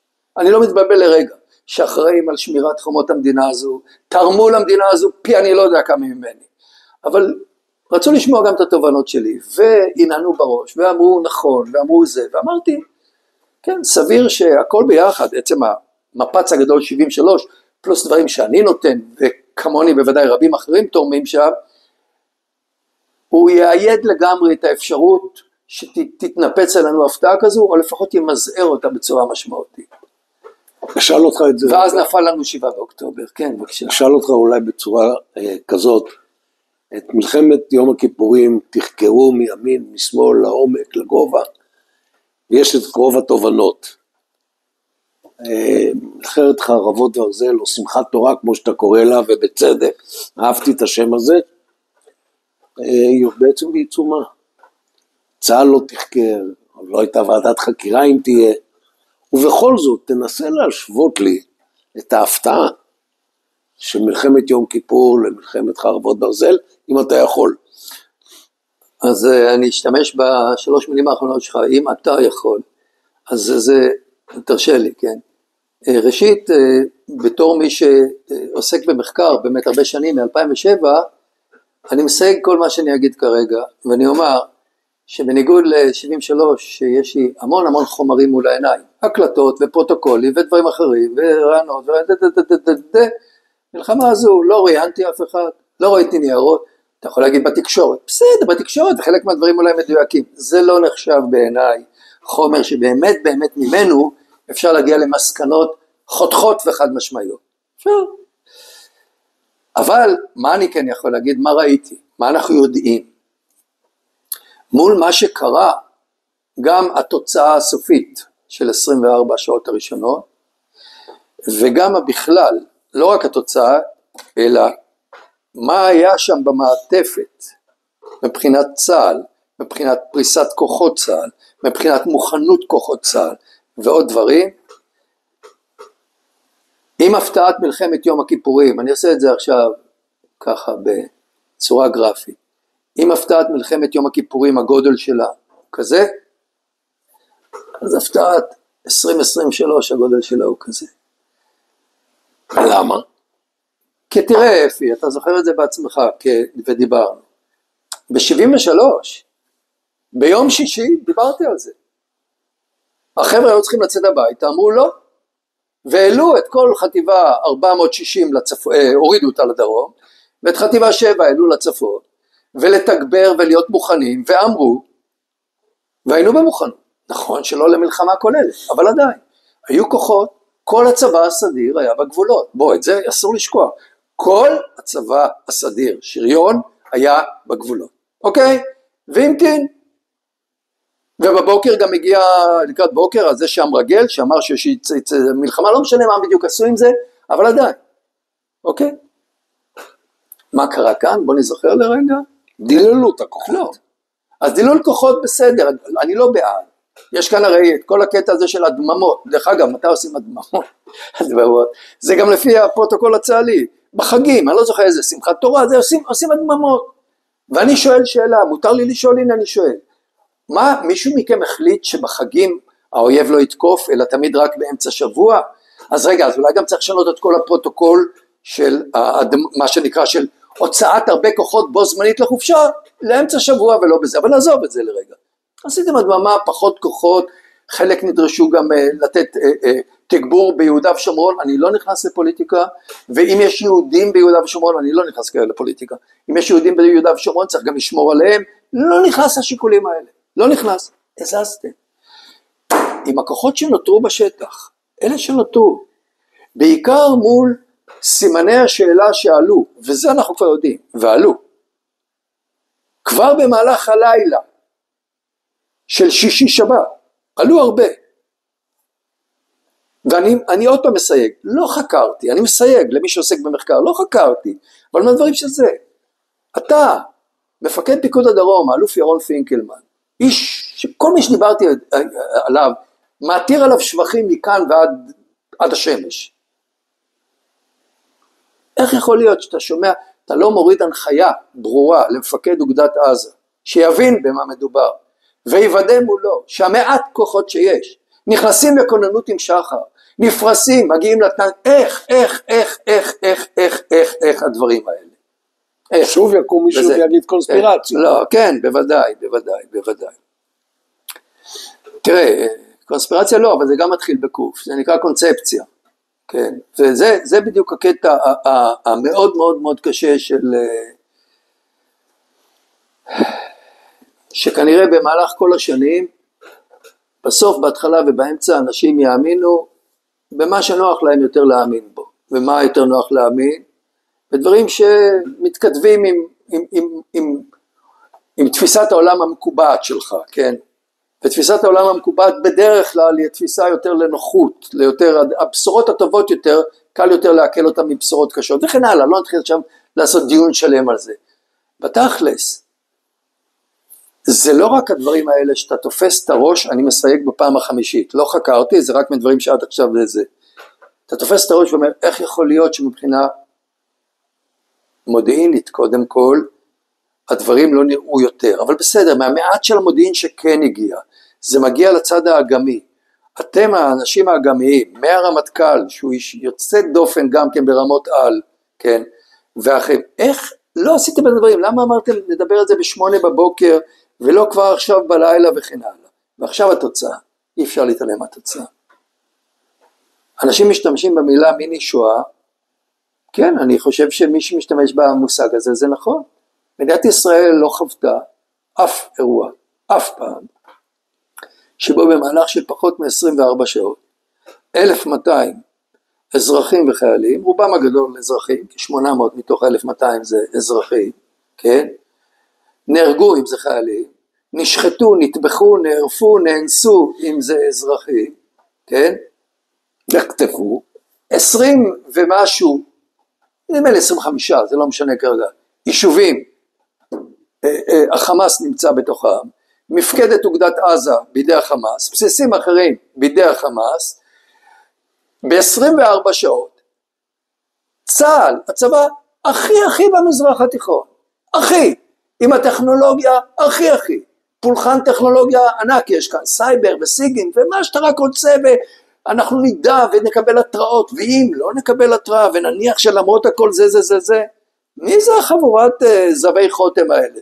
הם יודעים לשלוח טילים, והם יודעים להטריד אותנו עם טילים, אבל מתקפה יבשתית, בחדינת, יש לנו מכשול בלתי אוויר שזה הגדר, ויש לנו כאן יורה ובלונים וטנקים ומסקרים וזה ורבק וזה. מה מכל הדברים האלה קרה? הזבי חותם האלה, כן, שהולכים ברגל ונוסעים על טויוטות והולכים על אופנועים, לא הצבא הסורי או הצבא המצרי שמאורגנים ולחמו נגד שנינו אפי ב-73, אלא הכלומניקים האלה שיודעים לשגר טילים. וממתינים כמובן, אני לא מדבר למה בכלל היה את הזאב והכל היה רגוע, כי ממתינים לכסף קטרי ולא יקרה כלום, ומורתעים, את זה נעזור. אבל כבר עשו את מה שעשו. מי זה החבר'ה האלה? זה, כשאתה מדבר על המפץ, אני מדבר על המפץ הגדול, לא רק הנושא של ההפתעה, על המפץ הזה, הוא בלתי תפיסתי בגלל התוצאות של 24 השעות הראשונות, שלא היה דבר כזה באף אחת ממלחמות ישראל, by all means, גם מבחינת הרוגים, פצועים, טבח נוראי שנעשה באזרחים, היישובים, כל היתר הדברים שהזכרתי, ומי עשה את זה? אותו חמאס מורתע. אותו חמאס, לא רק חמאס מורתע, אלא כאילו מי זה חמאס? מי זה חמאס? זה צבא מאורגן? הרי מזלזלים, מי זה חמאס? חמאס כבר בינינו מסוגל לעשות. עכשיו למה? עזוב, זה דיון לחוד, שאני היום בין היתר גם מנסה להתחיל לעבוד עליו, אבל זה כרגע לא לדיון, לנסות להבין את המנגנונים שגרמו לאלף, בית, ג', ד' וכן הלאה. שבמילה אחת זה קונספציה, אבל למה הקונספציה הייתה קיימת? אבל אין ספק שזה מאוד מאוד מטריד. ואחד הדברים, ואולי אני לפחות מבחינתי אסיים כאן, שאני שואל את עצמי, אני שואל הרבה שאלות מאז שהאירוע התנפץ עלינו, אבל אחת השאלות שאני שואל את עצמי, מכיוון שאני רוצה לחיות כאן, ואני, זה רעיון רק איתי, רק כאן אני רואה את הבית שלי, אני חושב שגם הילדים שלי אותו דבר כמוני, בוודאי זוגתי, אז אני אומר לעצמי, אם כאן נגזר, אם זה המצב, לא נגזר עליי לחיות, אני כאן רוצה לחיות, אבל נגזר עלינו המצב הזה של אויב שכל הזמן מחפש את הדרך רק לחלותנו, אז איך אני מזהר את ההפתעות? איך אני יכול בכל אופן למזהר, אני לא יודע אם להיד למזהר את ההפתעות. זה אחד הדברים שאני עובד עליהם מאוד מאוד בצורה רצינית, החל מהתנפצות האירוע הזה.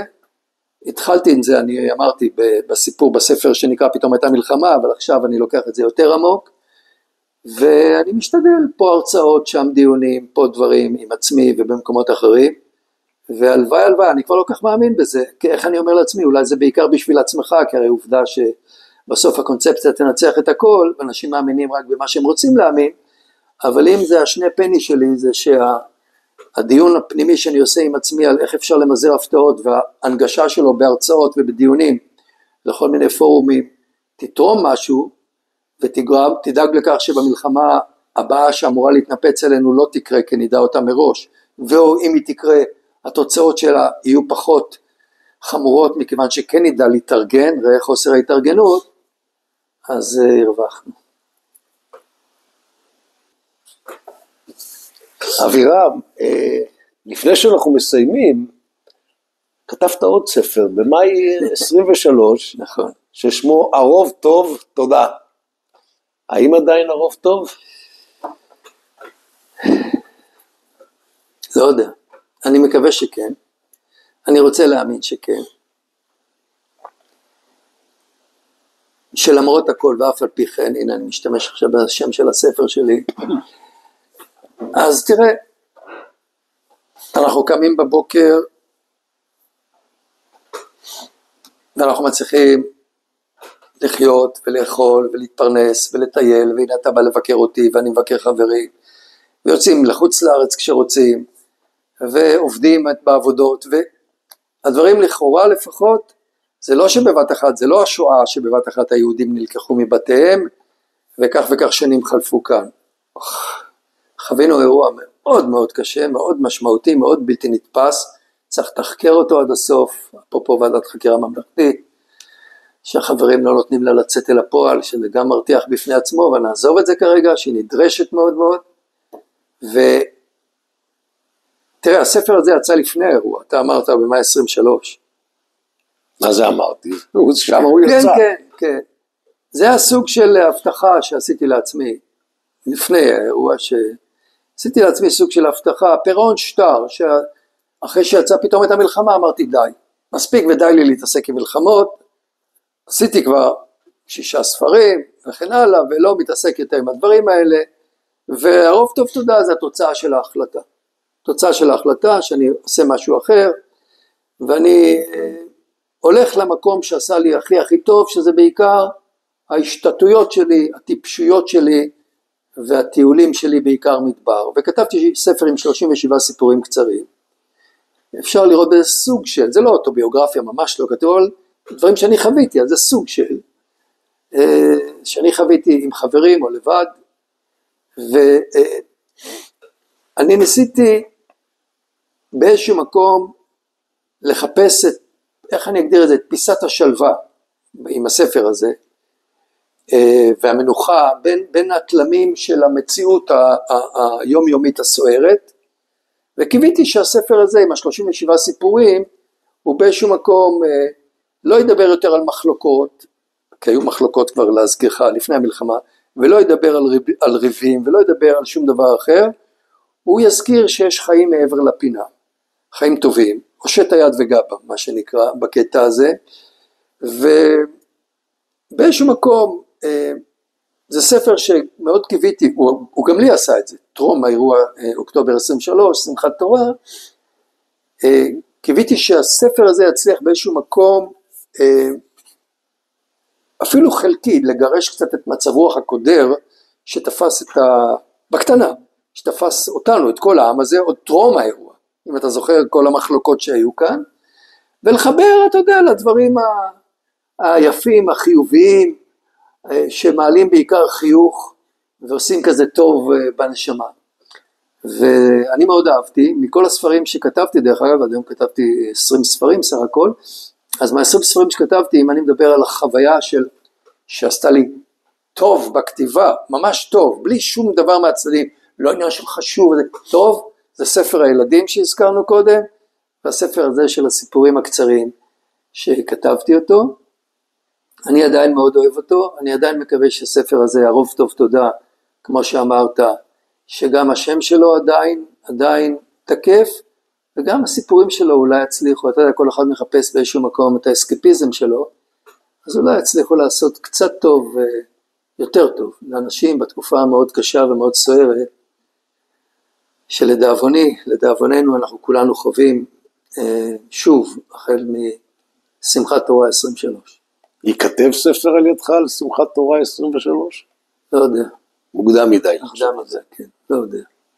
כרגע אנחנו מתרכזים במה שקיים ומנסים למזער נזקים, וכמו שאמרתי, לתפוס את פיסות השלווה הקיימות במה שבבת אחת יתנפץ עלינו.